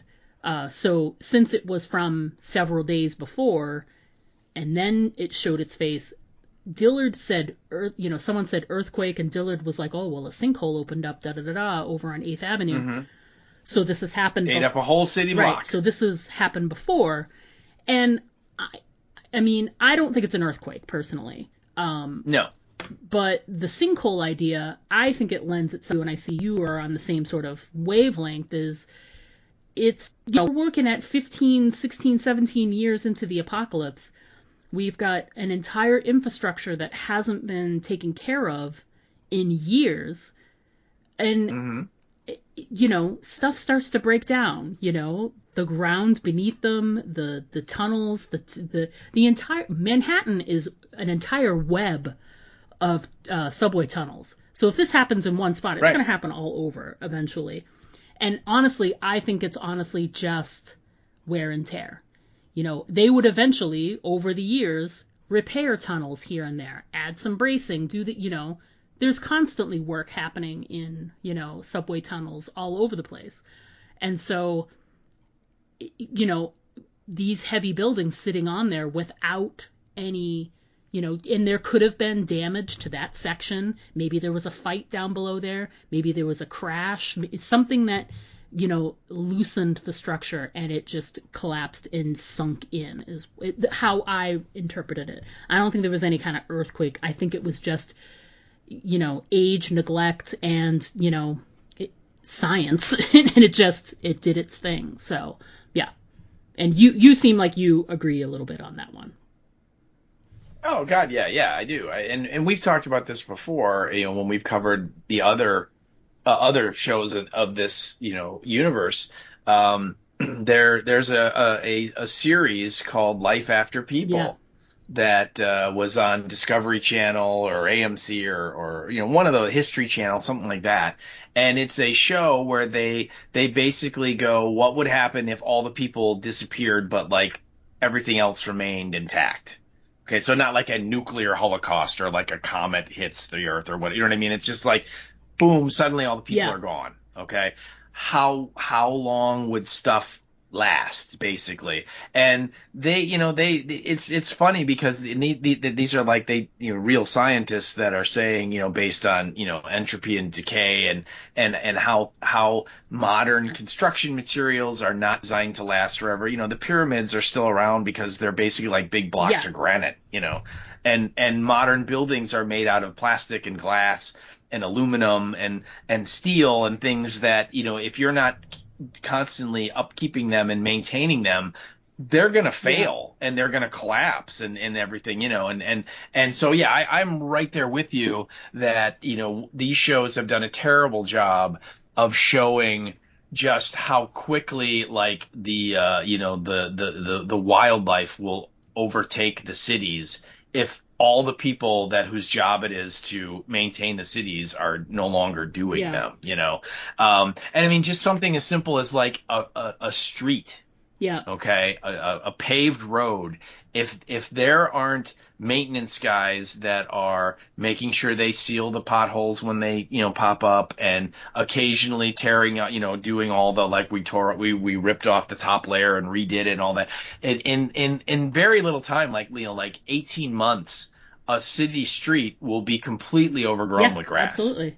And like parked cars, like we love the apocalypse lovers love these shots of like the deserted city street, and you got all the cars, and some of them have the doors open and they're crashed, and it looks really cool, right? And it's like, okay, maybe like on day 2 it would look like that, but you jump 2-3 years from now, all those cars are completely grown over with weeds and brush and stuff. You know what I mean? It's just to the point where they look like little hills. I mean, it'd be very hard to tell they're even cars. Funny thing that you said that about the weeds and everything growing in when they're not maintained. So right by where I live, they're putting in this huge. It's going to take 10 years for them to finish this thing. It's this huge subdivision that's taking up like thousands of acres on either sides of my main road. And right by where they put some in, they put like a little divider in the middle of the road so that you had to exit a certain way and you couldn't cross the traffic because it was too dangerous of an intersection kind of thing. So there's like, they added in like this sort of concrete sort of center lane thing with those like, plastic yellow poles stuck in the middle like teeth all along there. And I literally noticed this today. I had to go run an errand, and as I was coming home, I was going past there, and on one side of it, in like sort of the edges and the crack, there's already like a bunch of weeds that are growing out of it. And they just installed this thing last summer. And my street is maintained, so this is, and I don't know if it's the roads department or like the construction people for the subdivision need to take care of certain things until they, whatever. But my point is that it's a place that would in any other circumstance be taken care of, but it got missed somehow, and it already has a bunch of weeds on one side. And that's it. And it's only been like a year since they installed it, and you would have to think it's only grown since this beginning of the summer. So just that one area, and if you times that by, usually when we're watching an apocalypse show, it's already happened, so you're talking at least a year, if not multiple years, and in this case, it's like 16 years. So like you're coming up on 20 years since there were dedicated a dedicated group of engineers and construction people whose job is to, like you said, go into the subway tunnels and make sure that the concrete's holding and patch cracks and put up more bracing and do all the stuff that they do Yeah. all the time, right? And those same people, they do the same thing on the skyscrapers, because windows blow out because of the high winds and they got to be replaced. And in this case, if they're not, that means now you have water and wind coming into the building and screwing it up even. And so and that's what the Life After People show did, where like they talked about a lot of the famous buildings. Like they said, like the Sears Tower, which is here in Chicago, it would probably last, like 3 or 4, I think, I can't remember, but they gave a number, like 4 years after everybody disappears before it would collapse, just because it couldn't sustain itself because it's not being upkept. And I think the longest current, like, modern man-made structure that would survive, they said, was the Hoover Dam. Like, that would be the thing, because that's mostly concrete. It's just concrete. I mean, that's what it is. But yeah, I mean, and the fact that, we're here and we have all these, tall buildings are still intact. They're still, the streets are all pretty good shape and so on. It just, no, I don't think that would actually happen. And I really appreciated that. It certainly doesn't look the way it would look, but at least someone running the show, writing the show, finally addressed the idea that, hey, you know what? In the cities, the buildings and the streets and stuff, they're going to start falling apart. So I like that point.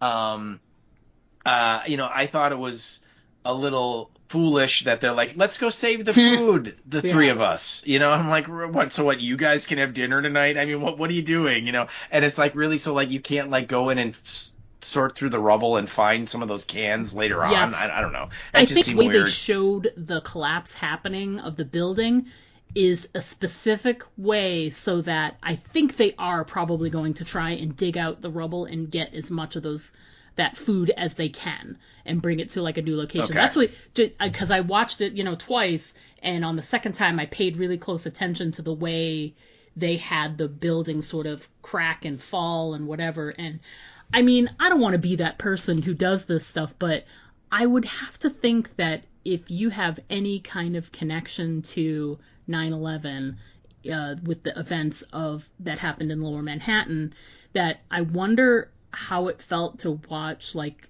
buildings sort of crumble and fall in a New York's location. I just felt like, and I'm not saying that it was, disrespectful in any way, which it wasn't. I don't think so, but I just feel like could it have been kind of triggering to someone? I don't know. So I'm curious if anyone has any sort of connection, or if they've a family or friend or something that did, and if a scene like that, whether it's this or something else, would be something that, evoked something. Because I don't know why. When the first time I watched the way that they sort of structured the building to sort of cave in the center and sort of like collapse upon itself, I don't know why, but just like 9/11 just like jumped into my head for some strange reason. So just... Well, yeah, again, New York City. Exactly. Right? Exactly. I think that's always going to be a hot button for sure. there. Absolutely. So, and I think we should also mention too that like while the building's collapsing, some of them run in to get the food.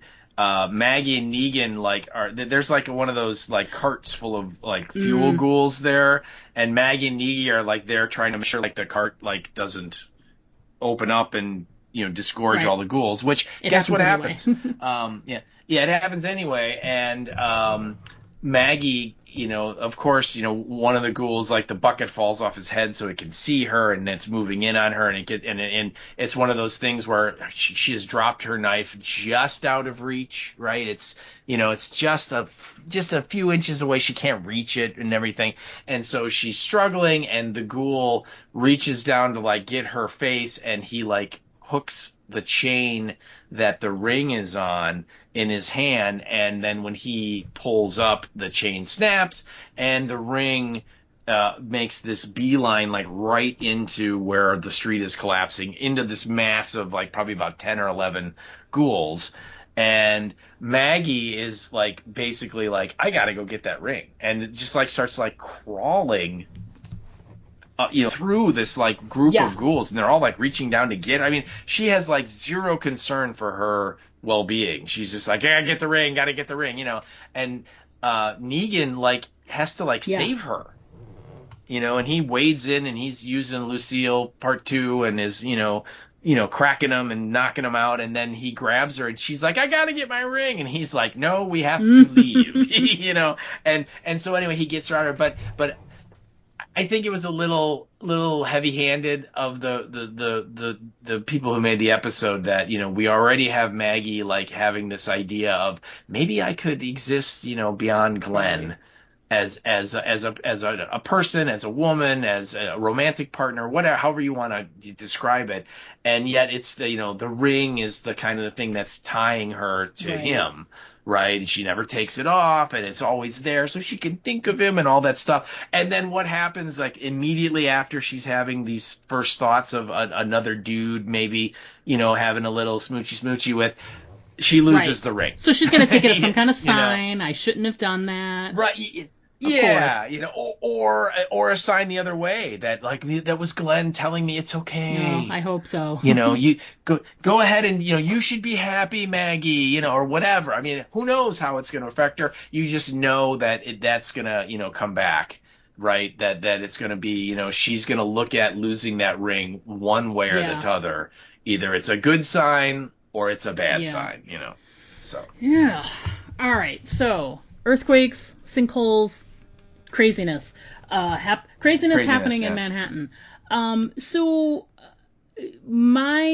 that's all my points and all of yours. I just wanted to jump my honorable mentions I threw, and there was, I couldn't tell if I liked the storytelling style, which I'm really not sure. I liked what they were going for, but I don't think it was effective, and we talked about that at length. But I put a little tidbit in there because I used to work at a liquor store, and he is absolutely correct, sir. Johnny Walker Blue is a very expensive bottle of liquor. If you buy retail from the store, depending on where you are, taxes, whatever, it's going to run you between $175 to $200 a bottle for that. Woo! And I remember one Christmas season when, the little itty bitty, we used to call them nips when I was younger, it's like a shot, it's like the tiny bottles of liquor. So it's like the airplane like an airplane bottles? bottle, yeah. And we sell tons of those, the minis, we called them. And we also got minis of Johnny Walker Blue. So a mini, you could get like the cheap ass ones, or like you could get a banana schnapps one for like 99 cents. And then they would go all the way up to like, you can get a little Patron one for like $6.99, $7.99. And that's cute. The little itty bitty bottle of Johnny Walker Blue was $20 for just a shot of that. So when he brought that up, I was like, yay, they got that right. They got that very right. I did not know the dollar figure. The only thing I know is when I go to the grocery store chain in Chicago here is Jewel, which Chicagoans refer to as the Jewels with an S on the end. And that's how you're talking to a Chicagoan. When I go in there at the customer service desk, that's where they have like the top shelf liquor. And Johnny Walker Blue is never out on the shelf out in the store. It is always back there. It was never out on the shelf at Binny's either. It was always, they either, they kept it in the case. They didn't keep it on the shelf. They had the one I worked at, we had a high-end room that was locked, and we kept stuff in there. So there was like the Louis the 13th one that's like $3,000 for the bottle, that kind of stuff. And they would keep some Johnny Walker Blue in there, and some of the really nice like tequilas and whatever, and that is absolutely correct. Did they keep Pappy in there, the Pappy whiskey when they would get it in, but it wasn't in long enough for it to stay there. I mean, because I know that stuff is priceless now. I've never even seen it except in like a TV show. I've never seen a bottle of Pappy either.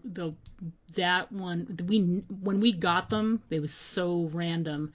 And please, people, if you're a bourbon drinker, please understand that The liquor stores have nothing to do with whether they will or will not get any of that in. The way distribution works, Right. if they decide to send you a case, they send you a case. Because keep in mind, what do those bourbon people want you to do? They want you to fight over it. Because if they sent 20 cases of Pappy to the store, everybody'd have one and nobody would care anymore. And the price Correct. would go down. Yep. And Yeah, the ones that we would get yeah. more often, Pappy never came in, but we'd get like Elijah Craig was a big one. Not Elijah Craig. What's the other one? E.H. Taylor. E.H. Taylor was a popular one. And Buffalo Trace was also the one everybody went crazy over.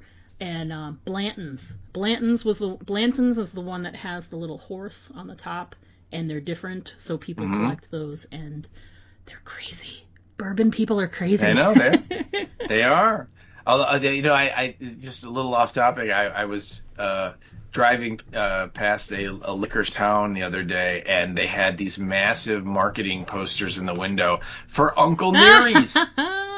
And I'm like, I just talked about that on the Burrow. Did. So I'm like, that's so cool. But that's correct. Yeah. Johnny Walker Blue would definitely be behind the counter, no matter where it should be, no matter where you're looking for it. So yeah. So they got that part right. That when he said back in the before time, what it this would would be have worth, been pretty expensive. Exactly. Yeah. So yeah, my honorable mention was not quite as, shall we say, cultured. In that my honorable mention, of course, is this was almost one of the sponsors of the show, and that is Hillbilly Hamburger Helper, right? When Luis tells Maggie, this weird, he's like, back when we were younger, Renata and I used to do this weird thing where we would take beef jerky and put it on our mac and cheese. Mm-hmm. And I think it's like they're like getting food to go on the trip. So they're like in the pantry pulling stuff. And I think Maggie says, grab some beef jerky. I think that's what spurs this memory and this comment. And then Maggie like holds up literally a box of Kraft macaroni and cheese, although they didn't pay for Kraft, so it's somebody else's mac and cheese. But everybody knows what it is, And she goes, "You mean Hillbilly Hamburger Helper?" And she has this like grin on her face, So like clearly she did the same thing. I thought that was a lot of fun, a neat little moment where like, yep, we all put the stuff on the mac and cheese. Yep, yes, we did. And can I just say, if you have like bacon bits too, or just bacon in the house, that's good as well. Just you know what? Polish sausage. I've done it. Yes. You fry it. You cut it up into little pieces, and you fry it up in a pan a little bit. Oh, and you mix it in there. Good stuff. Can man. I just tell you, for primo saltiness, this has now become our bacon show. That's right. Because I cut my Polish sausage up into like little discs, like slices. And when I do, them in the pan, if you just put a little splash of soy sauce in there, it like increases the saltiness, and it's so effing good. And can I just say, for the record, and this is just a me and Steve conversation, you guys can jump in as well if you'd like, but can I just say, I can't recommend enough. When we were at Chili's on Saturday, I've had that jalapeno cheddar Polish sausage that they have there on the barbecue thing. You have to have it if you like Polish sausage. It's so good. It's very good. I understand. I'm salivating here, so that must mean we must be getting close to the break. I know. Anything else we should talk about with any of our points for the show before we take our break? Just looking at my list, there was this one thing that I think we kind of skipped over, and it's a Negan Renata bit, and she comes out at one point and says, "I know you killed the Dama." Right. Yeah. Right. Yeah. And kind of calls him on it, and he's like, and she says, you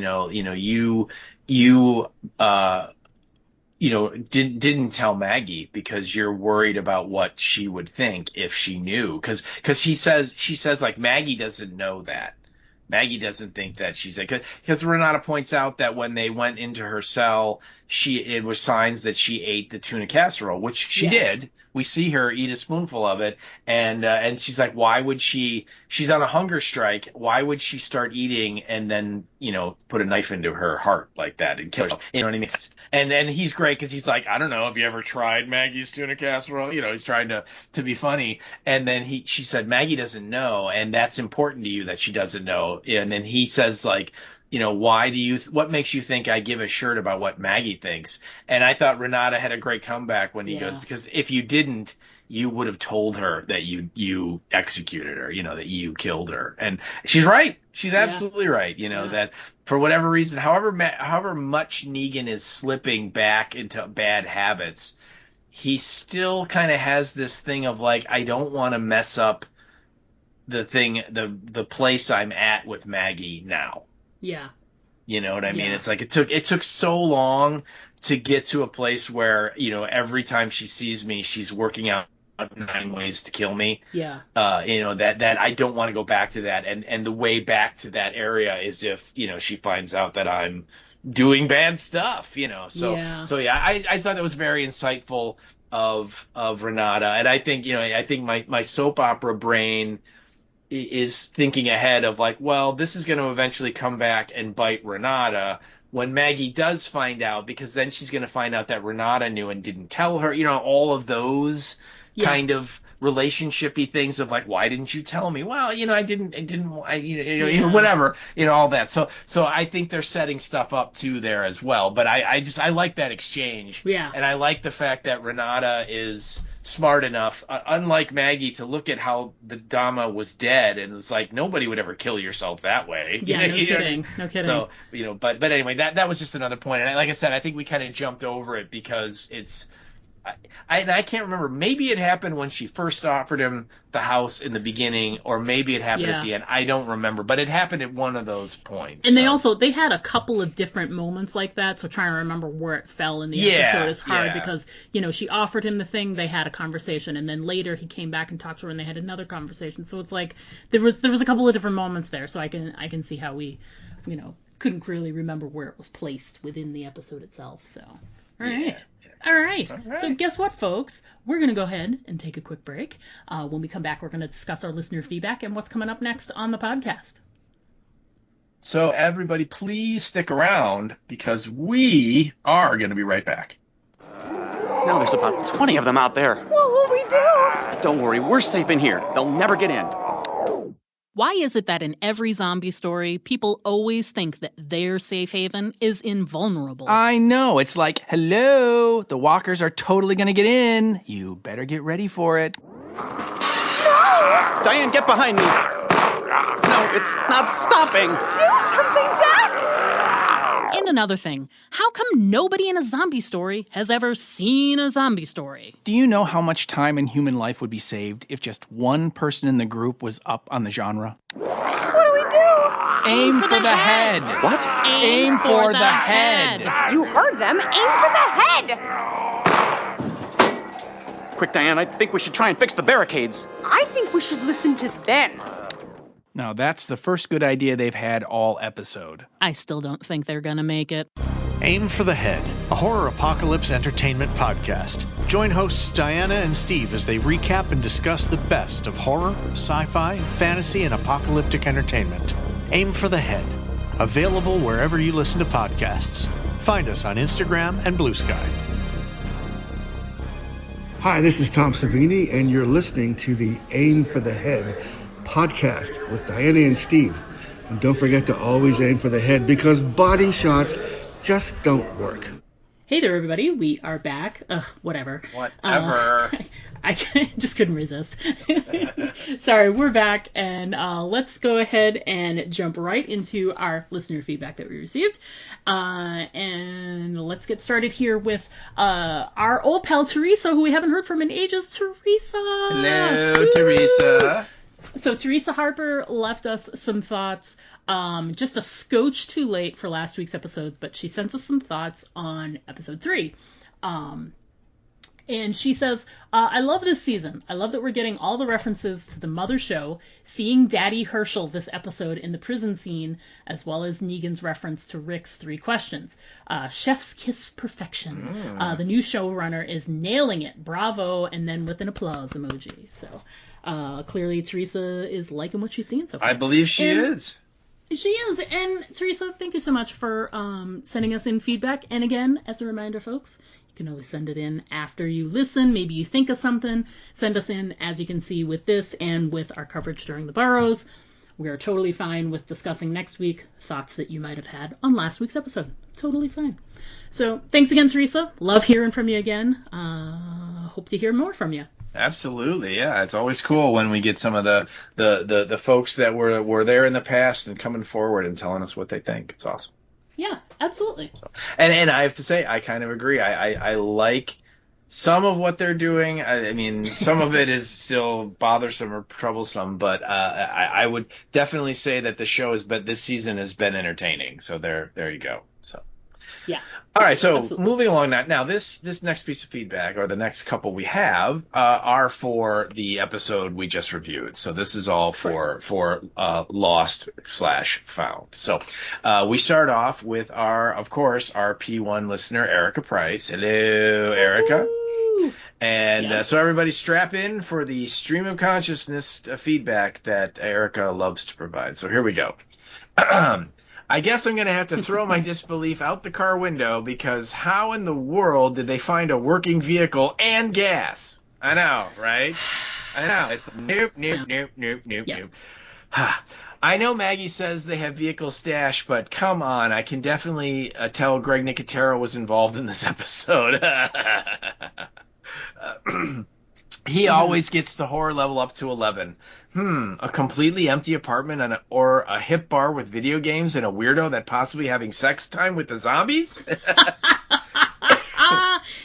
Choices are very difficult. Yes, it is. Yeah. Decisions.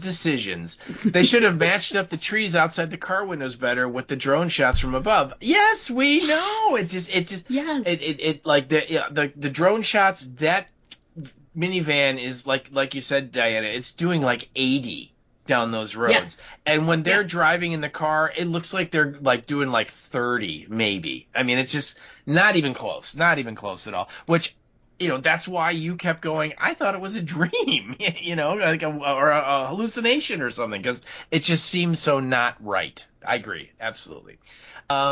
She goes on to say, it looks like they're going 3 miles per hour. Yes, it does. I know. I guess if you're going that slow, you can see the right mulberries. Yeah, that's true. We did kind of gloss over the mulberry scene, but Yeah. they stop on the side of the road. They're eating mulberries. They find some raspberries, and then they find like the grave and the dead person next to it. So again, kind of that I wonder what happened here moment.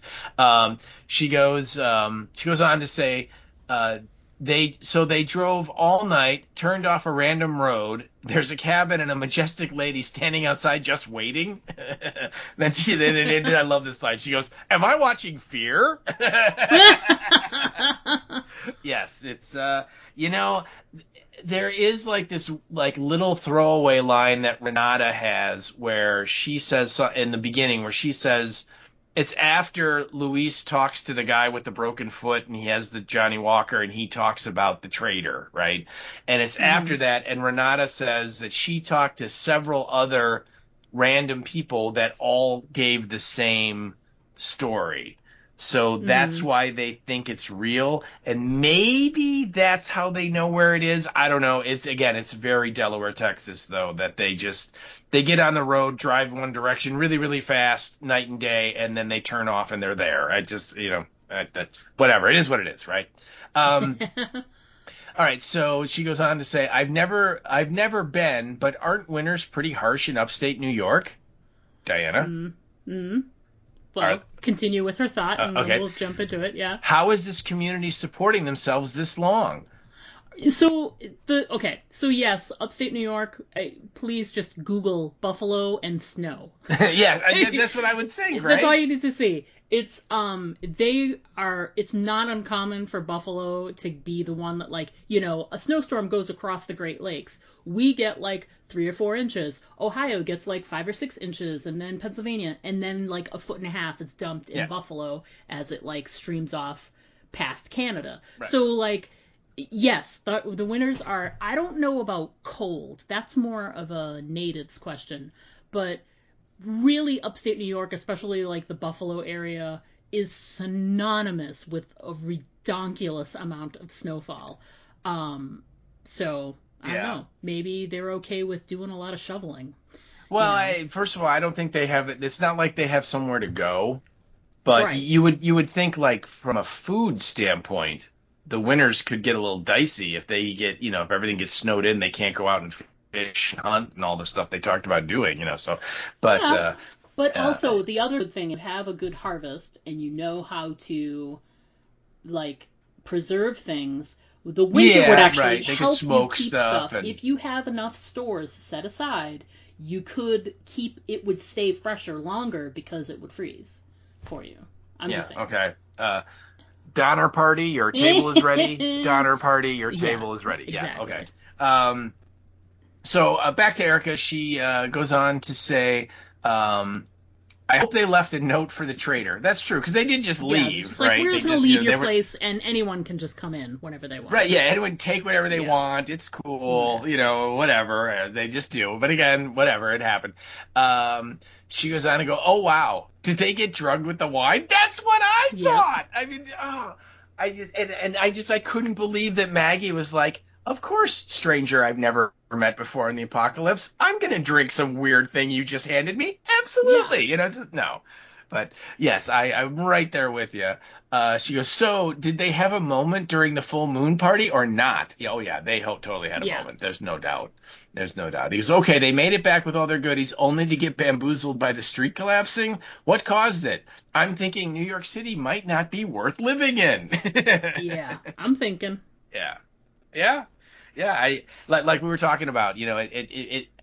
Both of us are convinced it's not an earthquake, right? It was not a natural event. It was just the infrastructure of the city. Everybody upkeeping it and repairing it. It just is going to start falling apart. Yeah. That's what happened. Yes. So yeah.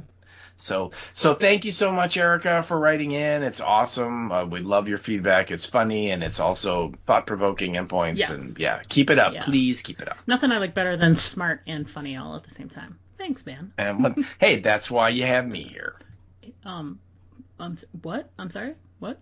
Anyway, hello. Remember when I said, Teresa, I hope you write in again? Guess what she did? She wrote in again, and she didn't even hear me say it's written. Because I said that now, but she sent it before I said it. So she read my mind.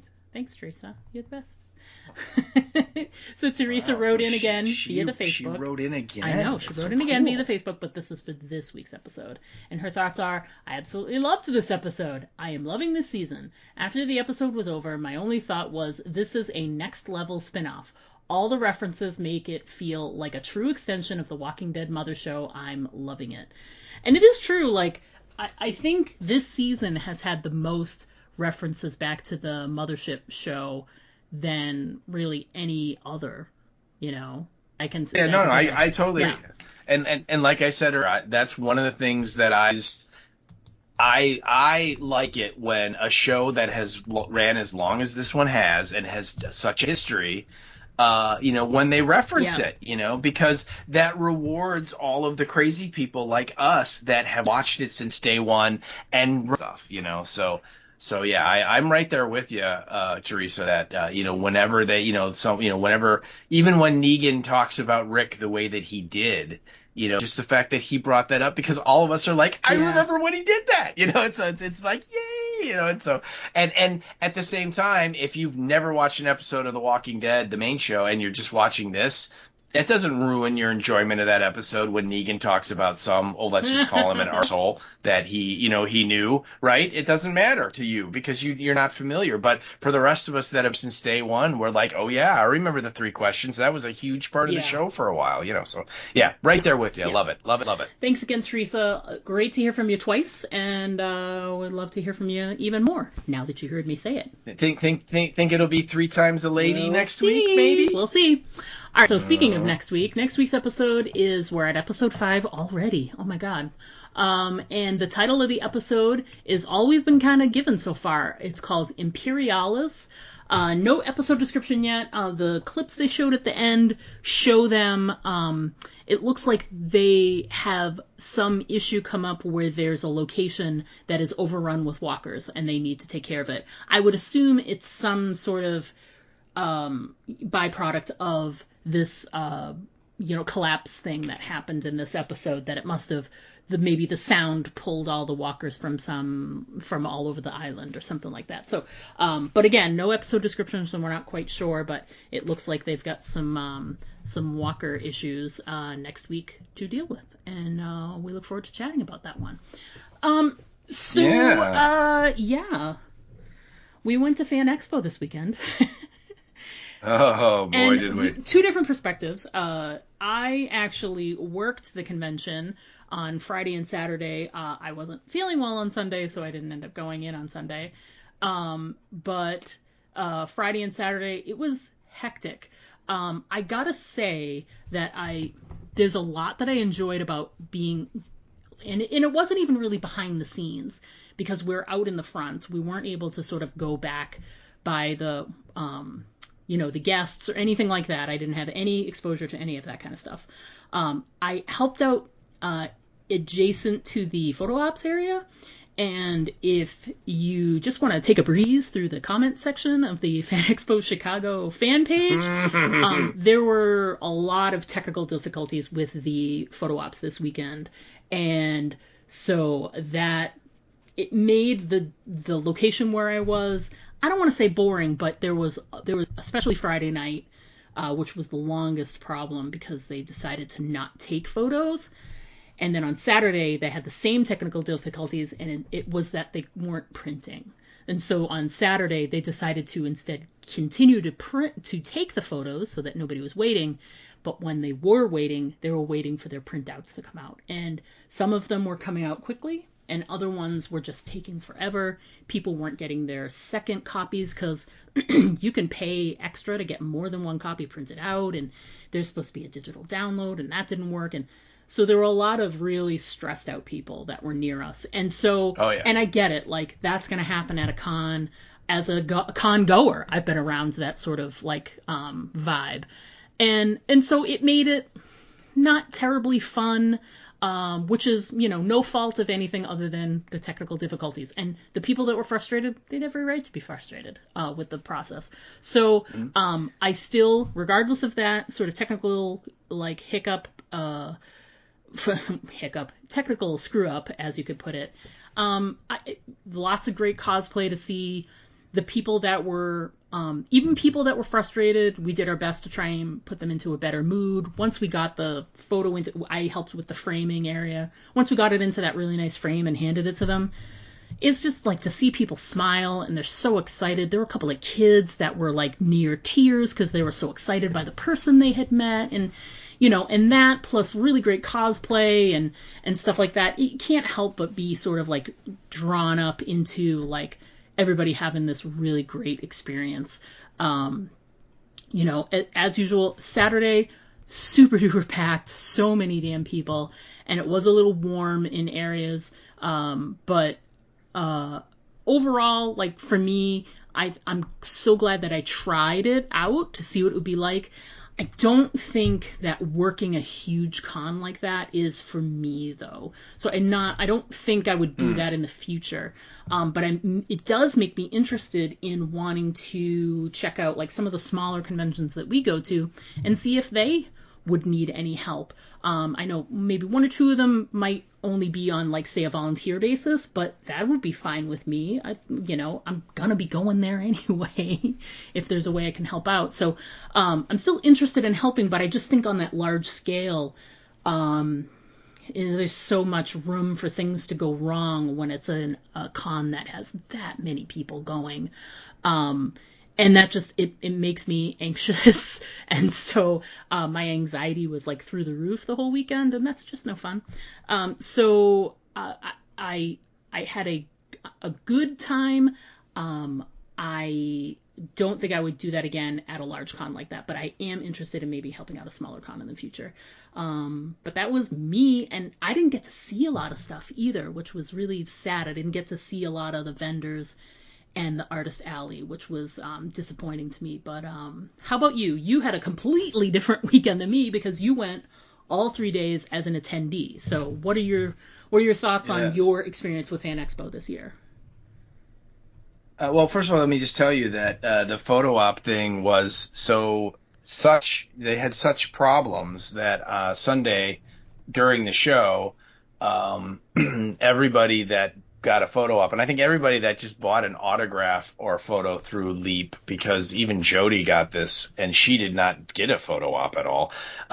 They sent out an email apologizing for all the problems, and they said that everybody, like the digital copies that you have to pay extra for, they were going to credit everybody back the cost of their digital copies, as a way of saying we're sorry for the inconvenience and all of the problems that went. The servers kept going down, the printers kept going down. People would take their photo and it would take forever for them to print out, or in some cases they didn't print out at all. And then, like you said, some people ordered multiple copies because there were multiple people in the photos and they were only getting one. And after a while, the convention told people, "I'm sorry, you're only going to get one." And so there was a lot of issues there, but at least they tried to kind of make good, with at least that gesture, which I just think. But my experience, obviously as a goer, much different. I got to meet a lot of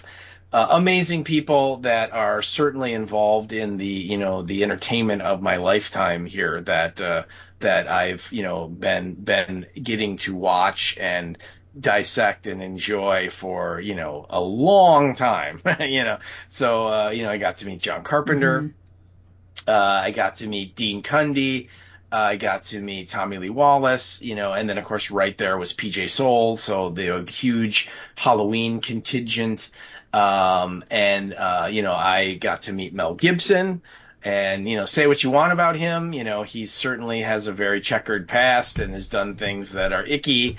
But separate the artist from the art and look at all the entertainment that he's, gave us. I mean, obviously with the Mad Max movies and then the Lethal Weapon movies and everything else that he's done, So, and then, the ultimate was, I got to meet Kurt Russell. Yeah. And that was the showstopper, definitely. And everybody was pleasant. I think Mel was probably the most unengaging of them. This has been a thing. People have been posting some of his photo op pictures where he looks like he's like a hostage, where he's not smiling and certainly has this look of like, I'm being forced to be here in many cases, right? And it's become kind of a joke, that people are posting like, hey, look at Mel, look at how awful he looks. Somebody paid a ton of money for this. And I got a photo with him, and I think he doesn't necessarily look like he's a hostage, but he certainly is not really smiling. Yeah. Okay. But when I walked into the photo op and photo ops, particularly with those level of stars, I mean, it's like 2 seconds. You walk up to them, they take the picture, you leave. I mean, there's no retakes. There's no, I wasn't ready, it's too bad. And that's the other thing. Like sometimes pictures come out and people's eyes are closed or they're not looking at the camera. And it's like, hey, you just spent $300 and, you look weird and Mel's not even looking at the camera, whatever, and it's like, too bad. But I walked in and we took the picture. And as I walked up to him, I said, hey, Mel. And he looked at me and he went, hey, man. So I got an interaction from Mel Gibson. So I'm like, yeah, that was kind of worth $300. You got you got a little bit more than what it looks like some other people may have gotten. So that's a win. Yeah. Yeah, absolutely. Yeah. But out of all the big celebrities, I think Kurt Russell is the only one that truly understood the assignment. He was smiling and affable and engaging the whole time. And when I got autographs, I got things autographed from him, and that was a machine too, because as you would imagine, I was not the only one who wanted to have things signed by Kurt Russell. Yes. This was his first convention outside of doing like an appearance at like San Diego Comic-Con for like Guardians of the Galaxy, where he's not like signing autographs. He just does like a panel, type thing. Right. So this is his first show that he's really ever done and like this. And it was a machine. I mean, you came in, there were multiple handlers that took your thing, that gave you a marker color, and then moved it over to him, and then he signed it, and then you're done. I mean, and then you're out of that little area, and the next person's right there. So no time for interaction. Yet the whole time he was engaging and smiling and seemed to be excited about what he was doing, and when he finished, because I had a couple things signed, so I got a little bit more FaceTime with him because it just physically took longer to him to sign everything. And so when I finished, he looked up at me and I said, hey man, thanks for coming. And he looked at me and he went, you're welcome. And it felt genuine. I really believed him that he said, you're welcome. So, and then after that, we went to his panel. His panel was the last thing really of the show. It started at like 4:45 and ran to like 5:30. And like the rest of the show like closed at 5. So it definitely ended the show. And his panel was amazing. He was very warm and very open, and he was funny. He told funny stories, and very just a dude, and there was none of this sort of well, it was a role I did 20 years ago. I don't really think about it anymore. Which sometimes you get, sometimes you get that from some of these folks that I think there's many times the actors don't understand the connection that the fans have with the characters. Mm-hmm. And to them, it was a job. Right.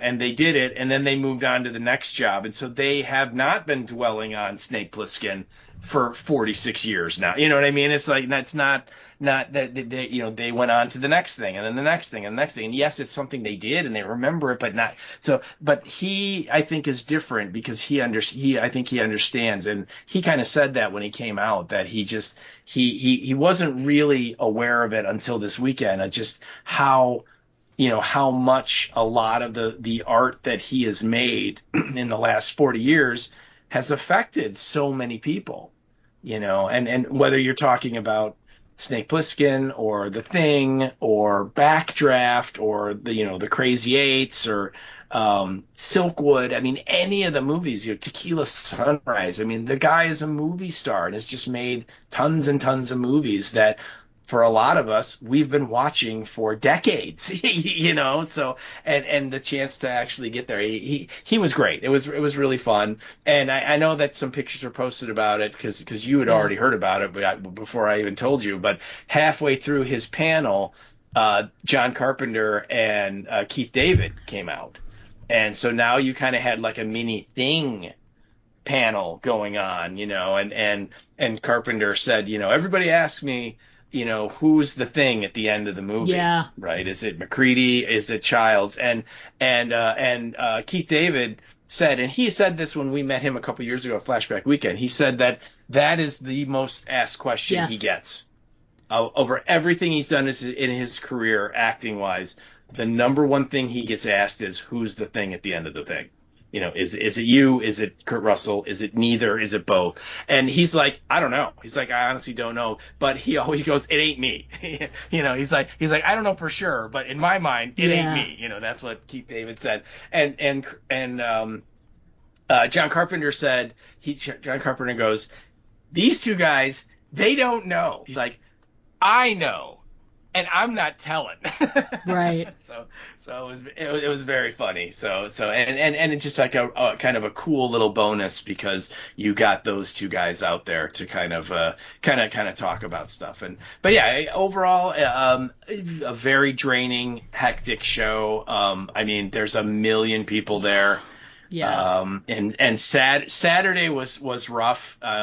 Just in terms of the crowd. I mean, that it was very hard to get around and walk. And then when you add in all of the problems they were having with their photo ops, that made people not in necessarily the greatest moods. And so that, certainly Saturday was, Saturday's always the busiest day of any show anyway. That's the day most people go to.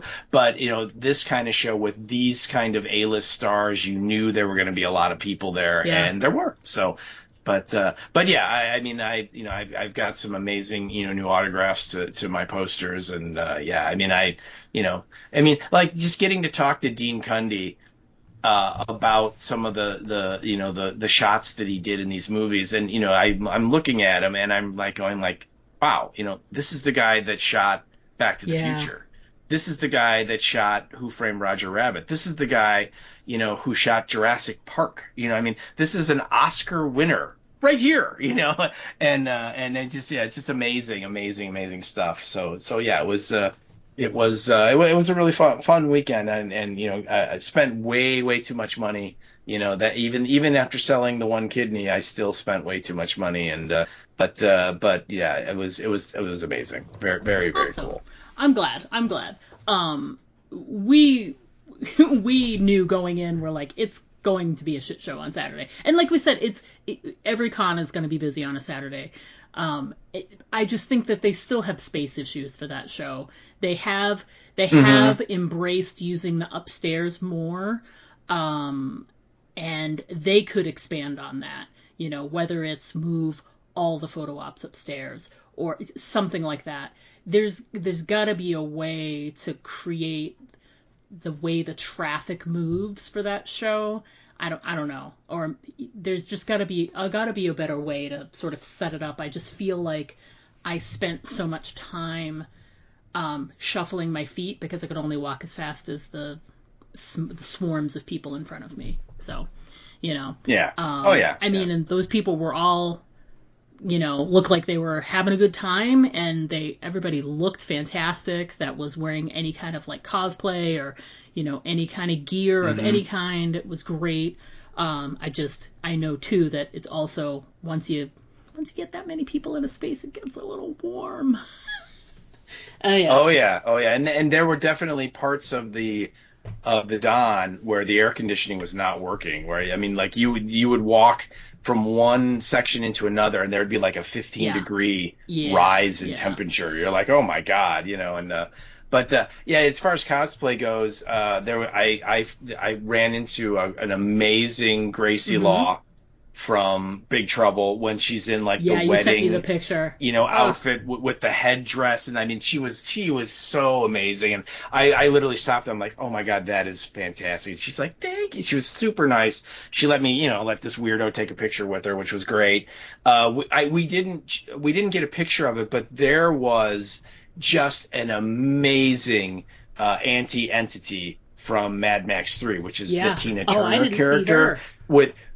No, again, I didn't get a picture of her, but she had that like chainmail dress and the big looping kind of Princess Leia kind of ear. It was phenomenal how amazingly detailed it was, and the gal in it. She was like a gal that should be wearing an outfit like that. She looked amazing, and so there was some just amazing, fantastic cosplay in there, which is not surprising. There always is there, but the fact that it was because Kurt Russell was there were a lot of Kurt Russell and Mel Gibson too. There were a lot of Mad Max stuff. There was tons of Maxes walking around with the leather coat and the knee brace and the shotguns.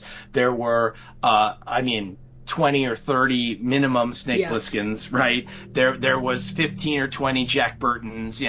So there were guys walking around in full like fireman gear with the big boots and the long coats and the helmets, and they were carrying the oxygen tanks and stuff. So the backdraft, it was amazing how much cosplay. And then of course you have like all the boys were there, so there was all these Carl Urbans running around with crowbars giving the finger to everybody, and again, it's just there's so many amazing things to see there, and you see people's creativity in doing all that stuff.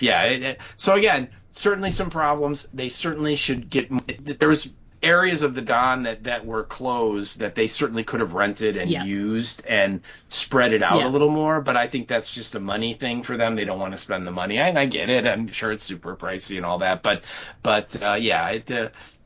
I was fortunate enough to upgrade my ticket to a VIP before the show opened, about a month before the show opened, and people were like, what's the VIP? Is it worth it? And when there's like 700 people standing in line to meet Kurt Russell and get his autograph, and because you have VIP, you only have to wait 10 minutes. Yes, it's worth it. So yes. So So I know it's pricey, it's super expensive, but if it's somebody like that you never thought you'd get a chance to meet, like if next year Harrison Ford's announced, and I'm not saying he's gonna, but if somebody like that's announced and you always wanted to meet Han Solo / Indiana Jones / Jack. If you're gonna Ryan, splurge for like all the other stuff, splurge for the VIP, because then that other stuff is guaranteed. Yeah. Yes, and you know what? Then it's worth it because you know that those type of movie star iconic performers, everybody's going to show up. Everybody's going to come there, and then yes, you're paying a couple $100 more for your ticket, but the fact that you don't have to wait hours and hours and hours, trust me, it's worth it. Oh, totally worth it. Totally worth it. Yeah. So remains to be seen if I would continue going as like just a con goer, because I skipped last year because the year before it gave me such a bad taste in my mouth. Oh, I know. Yeah. So I don't know. I'm still on the fence. I do see that they have expanded using the upstairs, which is really great. Because the year that really drove me bananas, they weren't utilizing that, and all of the photo ops were downstairs. It was just a hot mess. And it was hot. They have made some improvements, so maybe I might just like do a Saturday and hang out with you guys. I don't know. We'll see. It depends on who the people are that they get for next year. We'll have to see. But they've been getting some pretty high profile people these last few years, so I wonder how they're going to be able to up the ante next year. Be interesting to see. So I'm saying Harrison Ford, man. I mean, he's really, if you look at the caliber of guests the last couple of years, it has to be somebody like that. Wouldn't it be great if Sigourney started doing cons? Oh. Those are like the two grails for me now, is Sigourney Weaver and Jamie Lee Curtis. And Jamie Lee Curtis, very famously does not do conventions, so that's pie in the sky. I highly doubt that would happen. But Sigourney Weaver, she's done New York Comic Con, she's done, San Diego and stuff before. So maybe they could swing her. That would be amazing. That I think we would both go squee. We would. And just wanted to sort of round out our thoughts this week with just wanted to throw some good juju and some good karma out in the universe for Tom Savini and his family. If you didn't catch the news yesterday, there was a fire at his family home in the Pittsburgh area, and everybody is absolutely fine. Nobody was hurt or injured in any way, and there's no word yet on how much damage was done. This is like the family home. It was his grandfather's home and his dad's, and then it became Tom's after his dad passed away. So there's always been family living there. There's no word yet on the amount of damage, but, they're in our thoughts, and we're so glad that that Tom himself and no one from his family was injured in that. And then, obviously the other stuff can be replaced. Obviously he's got a lot of memorabilia. I would hope he's got some of it, stowed away someplace else. Well, so here's the thing, is that his home, if it's the one home, that's where his personal studio is, and that's where he had a lot of the makeup effect stuff that he had done for the last 50 years. So first and foremost, you're right. The fact that nobody was hurt is great, but then I'm just like, oh my God, all that stuff is probably gone, and that's here's awful, hoping. Let's hope it's not any memorabilia, that it's things that can be replaced, like a chair or a bench or a wall or whatever. It's let's think good thoughts there and hope that things are well. But like you said, I said, we're so glad that everybody is okay. When that news story first hit my phone yesterday, I was really freaked out. I was hoping that he was fine. And he is. Everything's great. Health wise, everybody's fine. So yep, just spare a thought for Tom Savini and think good thoughts for him. So things work out great for him, and that there's no major losses from this fire. So Yeah, and then the final thing I would say is, rest in peace for Hayden Panettiere. That was quite shocking yesterday that that happened. Yeah, so I mean, oh my God, she was 36. Someone shared some pictures. She very recently had been to C2E2, I think, like within the last couple of years. Someone shared a picture on their official page. So, yeah. So yeah, and it's right now details are still kind of coming in, and nothing's really been confirmed. There's all kinds of crazy stories about what happened and so on. And so I'm not going to speculate. I'm not going to share any of the things that I've heard because it's totally unconfirmed. It's just very sad. No matter what it is. Clearly, people loved her in Heroes, and then when she, that was when she was a little younger. When obviously Remember the Titans, she kind of stole that movie from Denzel as the football smart 8-year-old, right? And then of course she was in Scream 2 or Scream 3, one of those, and so she was in the Scream franchise, and it's really sad. She was had so much road in front of her to have her story end now. It's just unfortunate. Exactly. So rest in peace there. Sorry to end on such a sad note, but keep those people in your thoughts and try and think good thoughts for them and their families. So we look forward to chatting with you next week about episode 5. But until then, as always, I'm Diana. And I'm Steve. And don't forget to always aim for the head. Those body shots, they just don't work. To send us an email, write us at aimfortheheadpodcast@gmail.com. And our Twitter handle is @AFTH Podcast. Pictures and video are always welcome at our Instagram account, Aim for the Head Podcast, all one word. But the best way to keep in touch with us is to just like our Facebook page to get all of our updates in your feed.